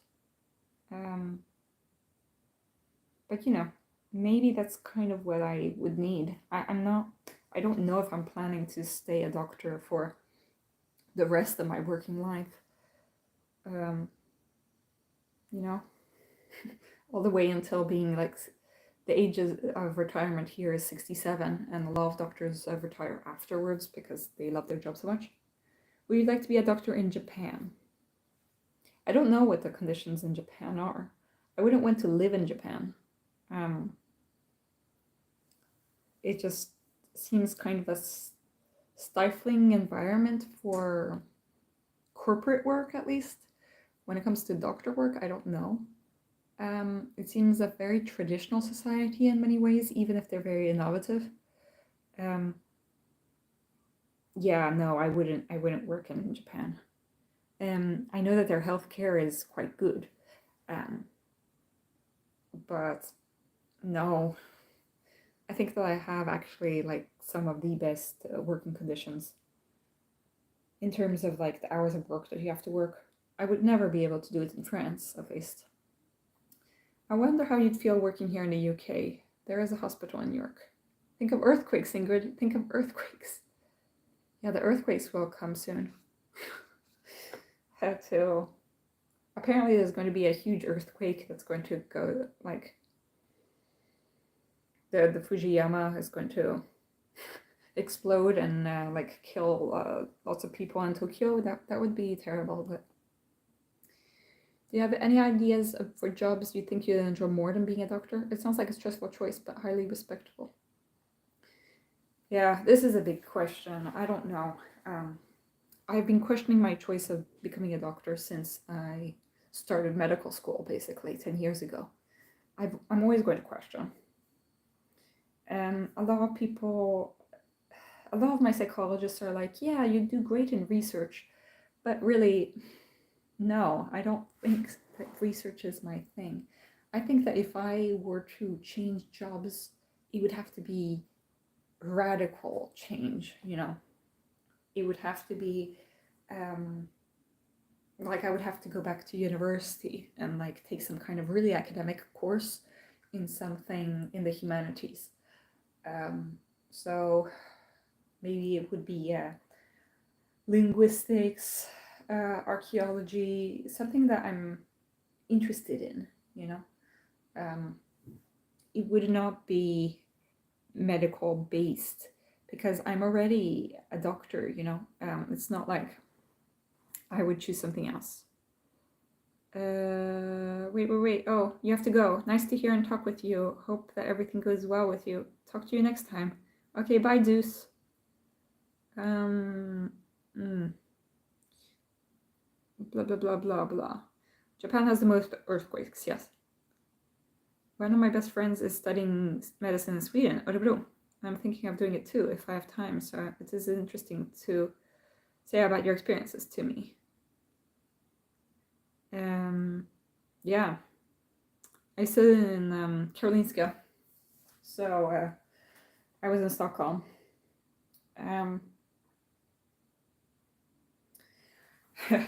It's kind of like that I don't really recommend medicine to people. I don't recommend medicine. And a lot of my friends wouldn't recommend people to go into medical school. It's kind of sad that we've become so jaded about life, but it is very hard. I wouldn't be the person that I am today without having gone to medical school, but I don't know if I feel happy about somebody else starting medical school because they don't know what they're in for. It's one thing to study, and that's very hard, but it's another thing to work because that's hard on another scale, you know. You wouldn't be able to work as a doctor in France? I would. I would have to go through a lot of hoops to do that. First of all, I can't do residency in France. I wrote an email. It's very hard for me to write formal emails in French because it's so formal compared to here in Sweden where everything is so informal. So I wrote a proper email to the person who's in charge of residencies for people who come from outside France. And basically, she was really annoyed by me wanting to know the statistics. She was like, why would you need to know? I'm like, well, I need to know if there's even a chance that somebody outside of France would be able to pass the exam to do a residency in France. And she was not happy about that at all. So she didn't give me any extra information. Basically, it's impossible for me to do my residency in France because I'm not a student anymore. In France, when you're doing your internship and your residency, you count as a student, while in Sweden, you're not. So I haven't been a student for like 4 or 5 years. So I cannot apply now to doing a residency in France. I need to wait until I'm a specialist in order to, if I want to work in France, work in France. I don't want to work in France. It sounds awful. It sounds terrible. No, I'm not doing that. It's, yeah, the working conditions are not good, and I'm happy where I am. I'm not talking about just salary. I'm talking about like the amount of hours that you're supposed to work in a week. I get 40 hours a week, and I'm happy. And I wouldn't be able to do that in France. I imagine medicine to be one of the toughest subjects to study and work in. Yes, it is one of the toughest. But sometimes you need to think like, do I want to suffer? And the answer should be no. And I don't know why I decided to suffer, but that's what I did. Sorry for being so bleak about this. Are you happy about the pay you get as a medical doctor in Sweden? Health workers still go on strike here in UK. I'm okay with the pay, but I do have to say that the inflation has gone way crazy and my raise was like 3%. last year. I mean, that was really, really sad, you know, when like the inflation went like up like at least double that, like 10% inflation in the year before. And so, yeah, I'm earning less for doing more, pretty much, which that kind of sucks. But I wouldn't say that I am very motivated by money, so it's fine. Um, I can tell you how much I earn. It doesn't really matter. I earn 52.8 K, and that's Swedish crowns a month, which is good salary. But that's because I work in primary care, and in primary care, you get more money if you're a resident compared to somebody at the hospital. At the hospital, it might be 48K, something like that. But yeah, so I am happy with it, with the pay. I find that maybe I could do with more appreciation for my work, but the pay is fine. But it's nowhere near the same as what like an American doctor would be making, you know. A specialist doctor can earn up to 150K a year, a month, and that's 150K crowns.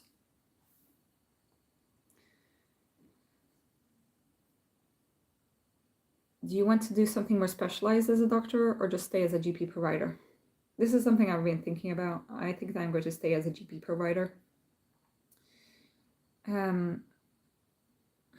Because there isn't anything that has really tickled my fancy, or there's nothing that I really want to specialize in. But it is kind of tiring to always be working with patients, and at the moment I'm feeling it very acutely because my patients are being very demanding and there's so much I can't provide.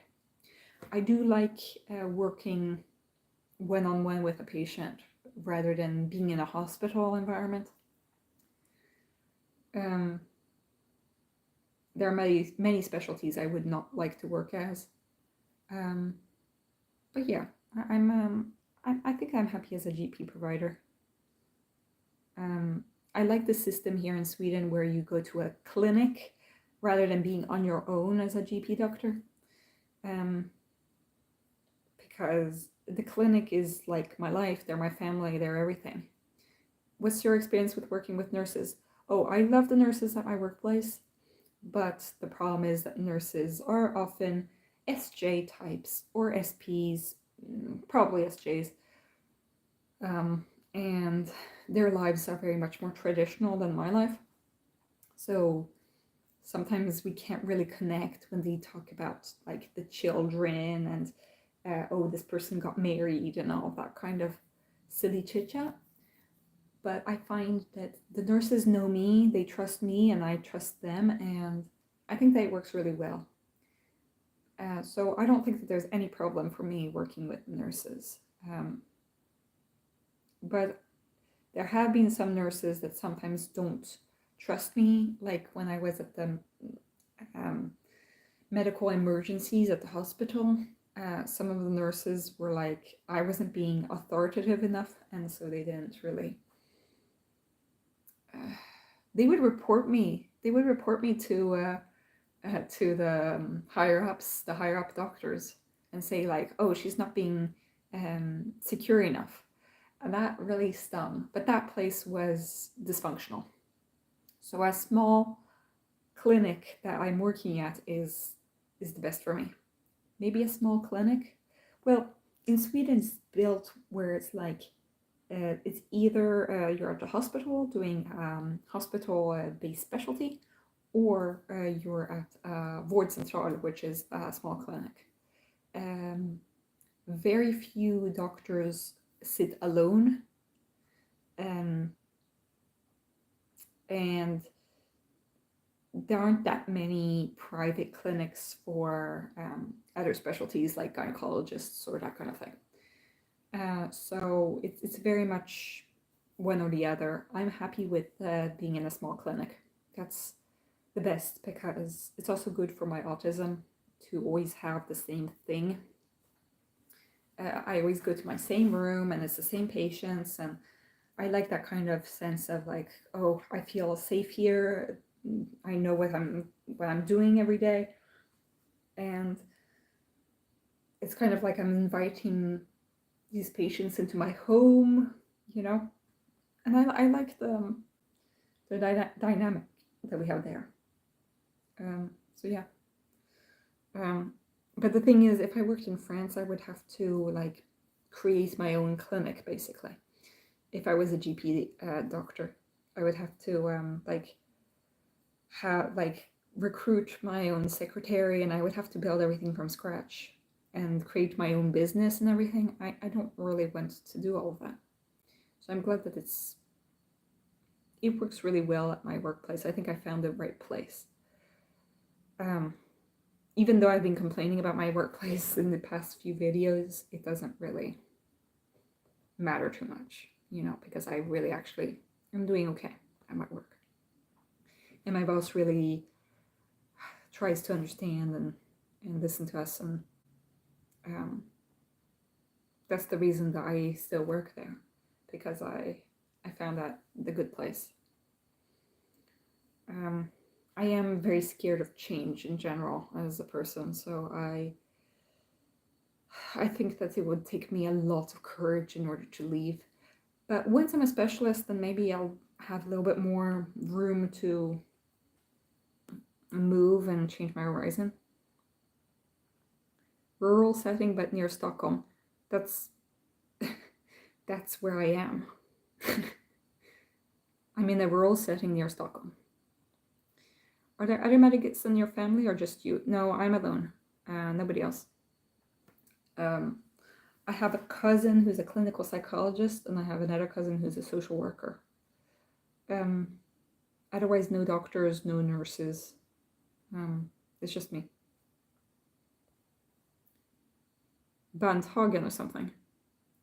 Yeah, well, Bandhagen apparently to me is still in Stockholm, but yes, I do want to go to, because then I could live in Stockholm and just take the tunnelbana to Bandhagen, and that would be fine. Unfortunately, I live too far away from Stockholm to be able to work in Stockholm. But if I can live close by to Stockholm and work in like a suburb of Stockholm, that would be great.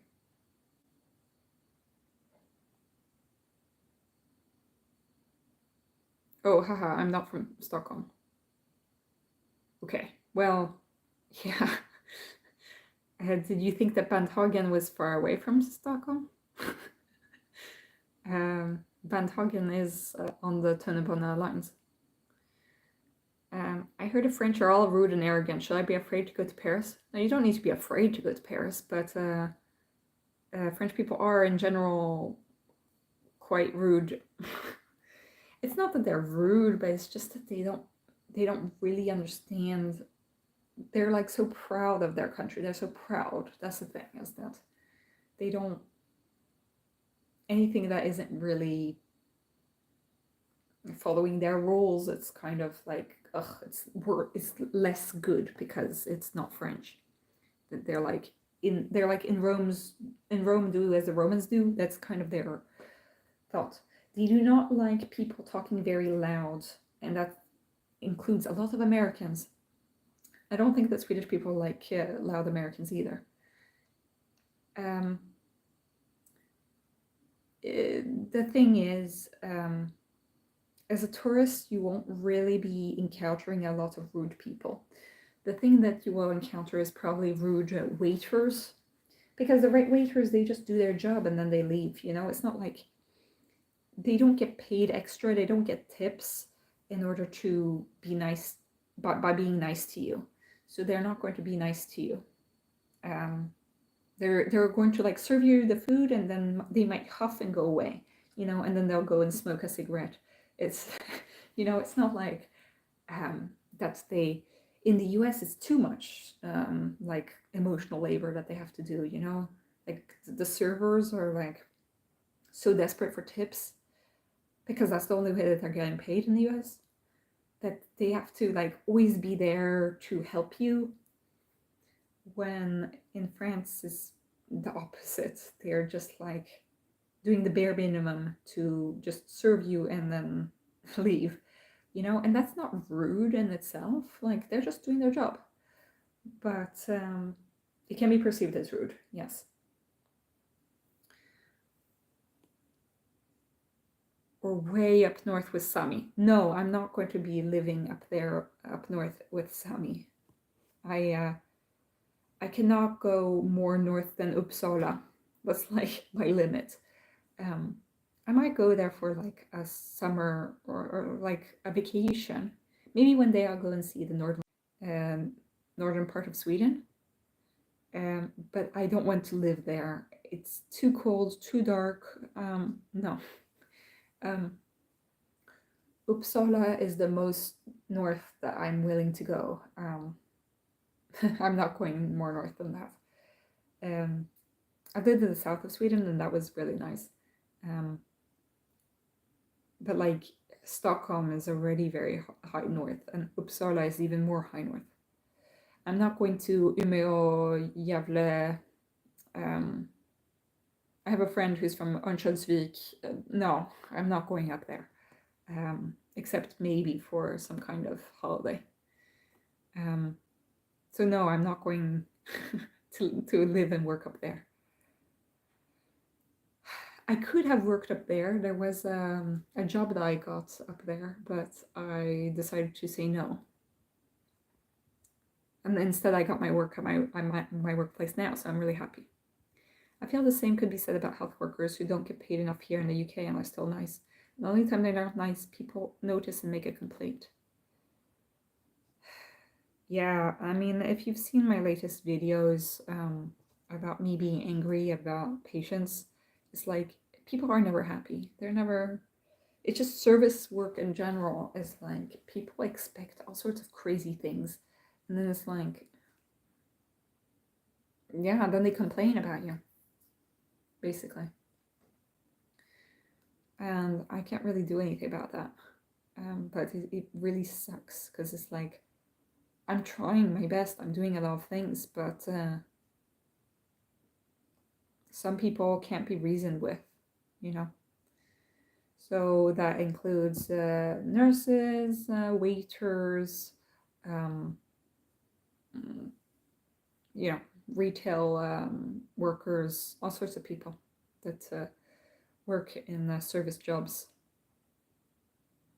So there's a lot of emotional labor going into pretending that you're happy and that you're extremely helpful and nice. So yeah, it's not good. I do get paid enough, but it is sad to me that nurses don't get paid at all the same amount as me, or like that the way that they can come to the same amount as me is by basically working 20 years in the job, which doesn't seem fair. I mean, our jobs are just as worth each other. Maybe I have much more responsibility than the nurse does, but I feel that they should be paid more. Yeah, I'm not going to be saying that I'm rolling in money, but I do earn much more than like the general person. But yeah, I think that people have this idea that I'm rolling in riches because I'm a doctor. Well, I am just a resident, and also the amount of taxes that we have to pay is quite ridiculous. So, and this isn't the US. In the US, there's such a big difference between like waiters don't even get like minimum wage, which is like $7.25 or something in certain places in the US. While doctors earn like $1 million a year or something. And it's like such a discrepancy. And then the college tuition fees are like ginormous. Crazy. Everything in America is big. Voices, egos, automobiles, waistlines. Scandinavia is an introvert's paradise. Yes, I do like that. But so even France is more introverted than the US, you know. Like if you're in Sweden and you walk on the street, if you maintain too much eye contact, then it's like you're weird, you know. People would rather not stare at each other on the way to meet each other, you know. Another thing is that people don't talk extremely loudly, and people respect their privacy. Sometimes I wish that there was a little bit more people contact with people in Sweden, but because there is such a distance and a coldness. But I do like that people leave me alone. Like I can go into a store and I can leave and nobody will have said hi, you know, would you like some help? You know, I get stressed out by going into Lush. And I know that the Lush employees in Sweden are not, they're trained in the American way of like, you know, coming up to you and asking for stuff and talking to you. But I know in the US it's much worse. You know, it's much more of that. So I went into Lush and it's like, oh hi, you know, that they're like super extrovert. And then they're like, oh, I love your coat. And it's like, oh, okay. You know, and they'll be like taking your hands to put it into like this bucket of bubbly water or something. And I'll be like, okay, great. I was just here to like browse, you know. So that's the most extroverted thing you can do in Sweden is go into a Lush store. But in the US, it's kind of like that's everywhere that you go. It feels like to me. You go in, like the cashier asks you how you're doing, and I'm like, I don't know. I miss that about Sweden, says Mörkskuggen. Oh, sorry, I say Mörkskuggen, but I don't know if it's supposed to be Skuggen without the K. There's one video of Macron telling off a boy for being informal case the boy said, "Ça va?" to Macron. Instead of calling him Mr. President. Does that sum up the French? Oh, I didn't see that video. I haven't really been keeping up with French politics. My parents do, but I don't know. Yeah, it gets less and less formal the more time has gone by. I haven't lived in France for 10 years now, so maybe things have gotten more progressive, but it still is very inappropriate to say ça va to the president, you know.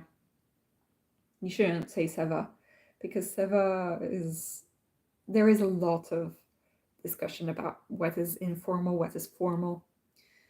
I don't know if you saw my video about genders and feminist linguistics, but I do go a little bit into more detail about the French language and gender, and also formal and informal. Macron was like, you can get a degree first and then you can start a revolution if you like. Yeah, no, I mean, it is very much that you have to say tu and vous at the right times. And I don't really know how to write a formal email in French. Well, in Sweden, it's very easy. You're just like, me writing to my boss, I'm like, hey, blah, blah, blah, blah, blah, blah, blah. And then I'm like, MVH, which is like kind of like the best regards kind of, and that's an abbreviation for like best, best regards. It's as if you would just say BR instead of best regards. So you say MVH and then Ingrid, and that's it. Sometimes I'll be like, I look forward to hearing from you, which sounds a little bit too exuberant for a Swedish person, so that might be a faux pas that I do. You know, I can't really, it's not well seen to say, I'm looking forward to hearing from you, or that kind of thing in Swedish. Basically, just get to the point, just say the thing, and then, you know, don't save on those formalities. You don't need those formalities. You don't even need to call the king. You know, you could say you to the king, you know. You don't need to say vous and all that. No, in France it's very much still that you have to be able to say tu and vous at the right times, and my mom does not really know when it's tu and vous. She's gotten a little bit better with that, but I never knew if I should say tu or vous to my violin teacher. I had the same violin teacher for about 9 years throughout my childhood, and I was still a little bit confused over if I should say vous or tu. And that kind of sums up French formality. Because it's like, he knows me. Like, we've talked about private things, and yes, he's my teacher, and he's much older than me, but you know, at the end, I tried to say tu because he would say tu to me because I was a child, and I was his student. So I would say, so it was completely normal for him to say tu to me, but I did not know if I was allowed to say tu to him. And I've heard that Japanese is pretty similar with like all of these honorifics and such. What is going on? I've seen that video. Why has everybody seen that video except for me? I really stay out of French politics because I don't really care. Yes, salespeople are predatory over here. Oh, it's so awful. I'm so glad that people leave me alone. I go in and out of the stores and they don't say hi. Sometimes I say hi and then they say hi, or, you know, but they don't say anything more. You know, ça va, Monsieur Président? Well, Présidente would be a female president. And also, in my latest video about gender, you can't say Présidente. It would be Président because it's a male verb, a male noun. So, yeah, unfortunately, names of jobs or like higher up jobs are masculine. Meer van die huisning, yes. Just do the knugen. No worries. Yes. Yeah, exactly. Like, you can just say do to everybody in Sweden. While in France, it's like, of course, you wouldn't say true to the president of France. You know, that would never. So that's probably why this video is so viral. You know, because Macron, according to the culture and the language of the land, was right in that was inappropriate. But yeah, French language is very much into old school thought, you know. Does that mean that I won't be granted French citizenship? Yes, you won't be granted French citizenship. I don't have a French citizenship. My brother he was born in France, so he might be getting French citizenship now so that he can go to driving school in France. I have a Swedish citizenship, and I'm actually an American citizen. Having 3 citizenships is too complicated. Okay, I'll go to Japan then. Oh, will you get a Japanese citizenship? Are you quite fluent in French? Yes. I grew up and I took the French baccalaureate and everything, but I forgot a bit of French, which kind of sucks because I have to think extra hard about words now. But French and English used to be my mother tongue, you know, before I moved to Sweden. I actually got some of the highest marks in my French exams in high school. Not to brag, but I got 19 out of 20, which is extremely high grade by French standards. For like the French finals that we had to do, like the equivalent of our SATs or like our final grades for our high school.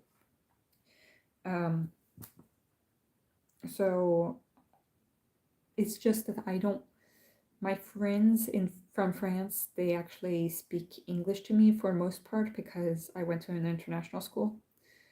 So I don't have that many friends that I can speak French to. Also, when I go back to France and meet my parents don't speak French to me. My brother sometimes speaks French to me, but I don't really speak to many people in French. And it kind of does not feel natural to me anymore. Um, but I can like definitely understand and deal with everything in France and such.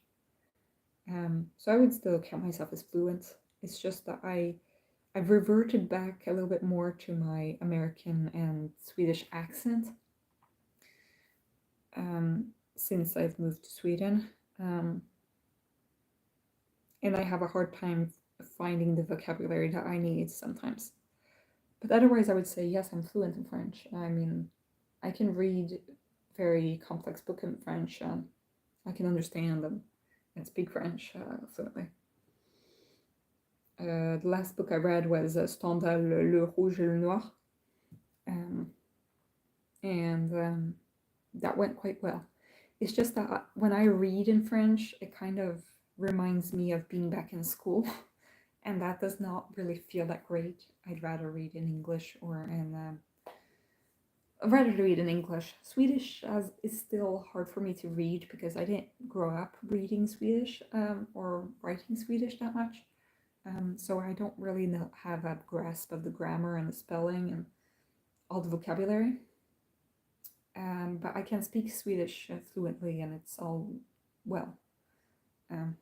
So yeah. Unfortunately, you can lose your mother tongue by being in another place for too long. Ingrid, as a polyglot, do you think in English, Swedish, or French? Well, actually, before I moved to Sweden, I thought in English and to a lesser degree in French. Now I think in English and to a lesser degree in Swedish. So yeah, I think that most of my dreams are in English, but some of them are in Swedish.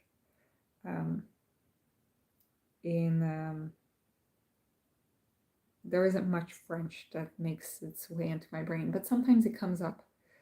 So yeah, I would say English is my number one. Because I'm so online, I'm so chronically online, and also all the books that I read are basically in English because it feels more natural. My mom is American and speaks a lot, and yeah, I don't know. I think to myself in English. It's kind of like I've also had to develop a mask when I was in France and spoke French. Now I've had to develop a mask in Swedish to be able to, because I've never lived in an English-speaking country. So when I go to work in Sweden, it's like I have these phrases, and sometimes I'll think these phrases when I've come back home. I'll be like, ja, det var det så bra. Or like, ja, just det. Or I'll be like, ja, precis. I'll say these things to myself, and I'll be like, what am I doing, you know? And that's kind of the me learning Swedish kind of as a second language, but kind of not. If you ever end up in an argument, which language would you be most comfortable in? English. It would be English. But it also depends on the person I'm talking to. If it's a person who is Swedish, then I would have the argument in Swedish, you know. In French, I've kind of forgotten some of the language, but I could argue in French too. But I think it would be mostly in English. An argument. Yeah, I don't want to be in an argument. People sometimes ask what language I swear in, and I swear in English. But sometimes I'll swear in French. I don't swear in Swedish because it doesn't really. The swears in Swedish are not good, you know.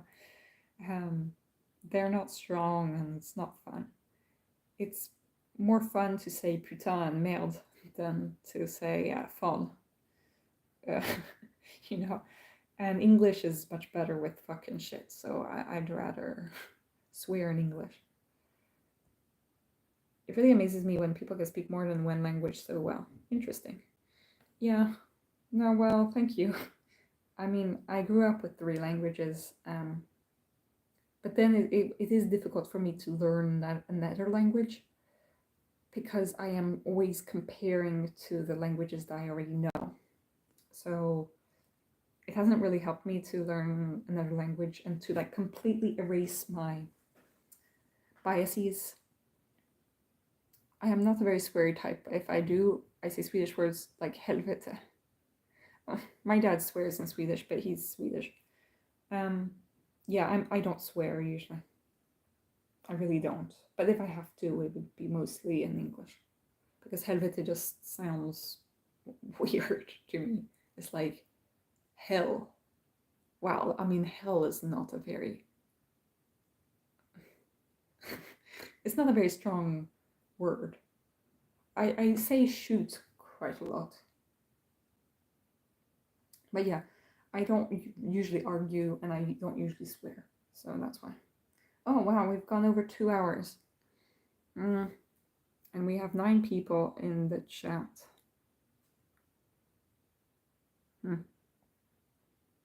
Erms are very Swedish, I think. I don't know. They might be French. You know?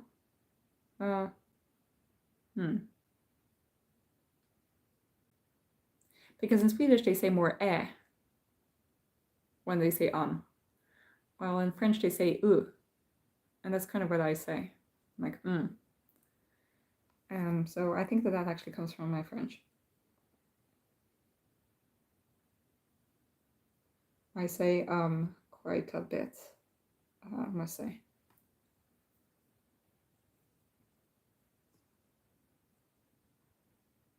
Because sounds strange to me.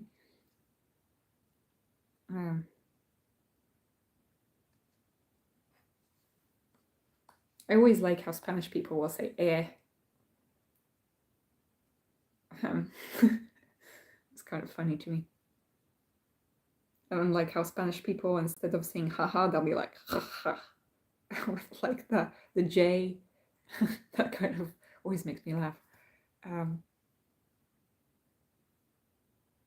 No, it's funny to think about all these languages.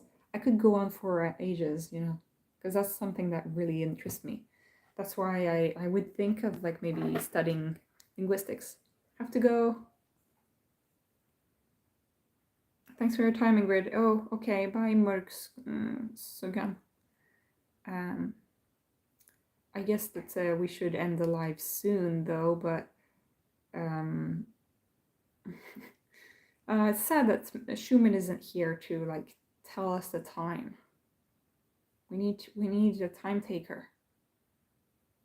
Where is the time taker? I don't know exactly if it's 2 hours and 48 minutes. That is our record, but we don't need to get to the record. We can just end the live at a regular time. But we are not reasonable around here. We are kind of silly. 2 hours and 13 minutes in. Yes. Yes, I am 2 hours and 30 minutes in. I have the clock like above me when I'm doing the live. So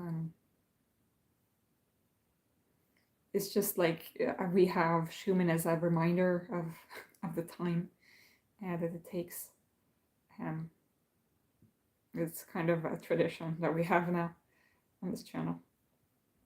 Sorry, I'm doing a little bit of the crocheting at the same time. I need to finish up this yarn skein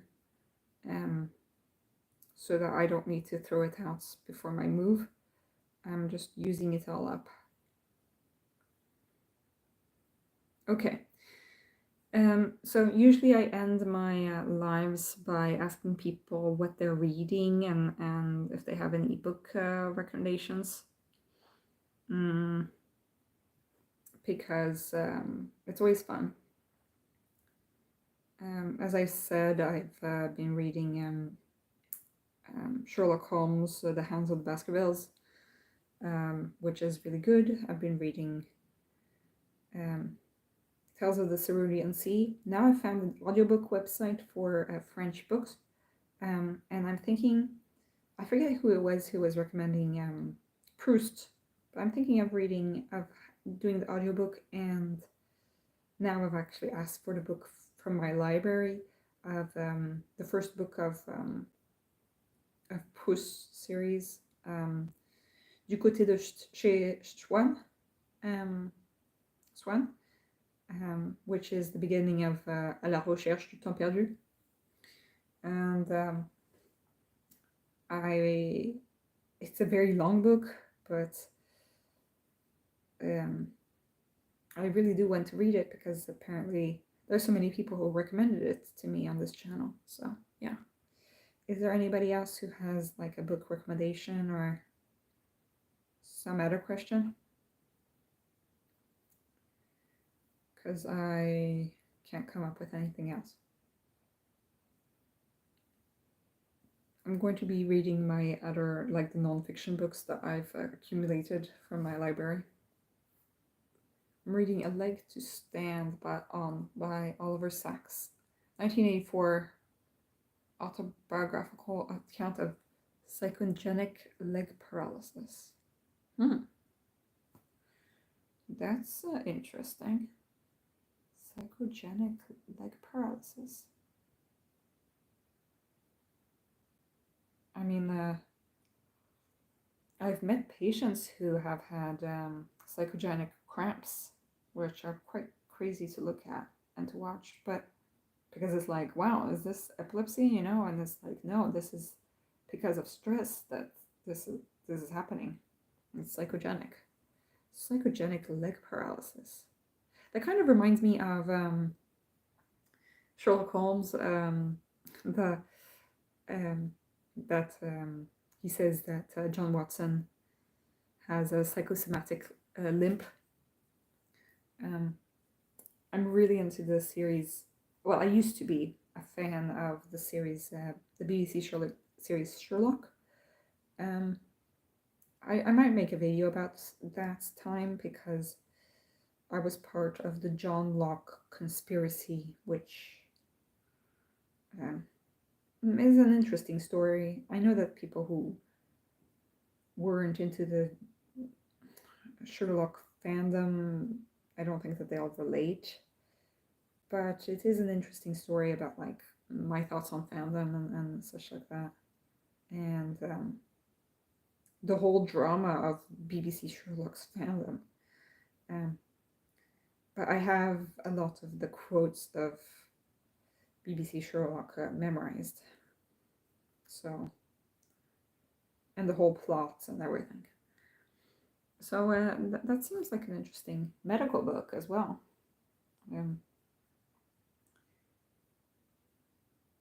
I usually look up the books that you guys recommend on Goodreads. I look at the reviews that the people on Goodreads have recommended, and then I check if I want to read it as well. I have already read a few books that have been recommended by people on here, especially Virginia Woolf. So yeah, I have asked the library to get the book by Jessica McCabe about ADHD and how to work with ADHD. And I've also asked the library for the book by Amanda Montell called Cultish, about cults and the linguistics behind cults and fanaticism. So I think that will be really interesting. Okay. Is there anybody else who has a book recommendation or who wants to say something else? Otherwise, we'll end the live.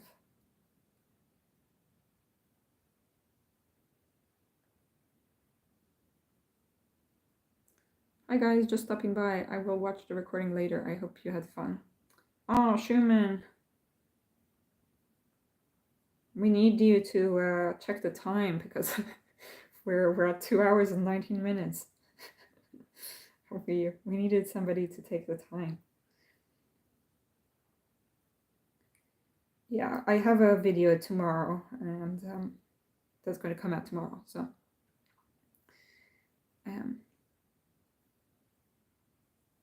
there's always content for me, always coming out. It never stops. But yeah, let's see what's going on. Thank you for chatting with us. Much appreciated. It has been fun. Yes, thank you. Okay. I'll just do my final stitch. Okay. Well, bye everybody. I should have been better late than never. Yeah, well, basically it was about when I was going to end this live. Yeah. Last time I did a live, it was too early because it was basically the people from India that were there. And this time, basically it was too... It was just kind of spontaneous because I just felt like doing it. I didn't plan for doing this. And that's why I kind of burnt something. Schumann, you can look forward to me actually burning something live on camera. So yeah, that's always fun. So even if I wasn't doing a cooking live, this was this was still action-packed live anyway. I think that I'll go back to the HelloFresh once I've moved to my new apartment.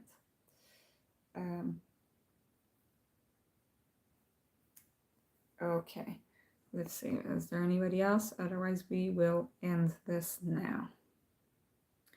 Okay, bye guys.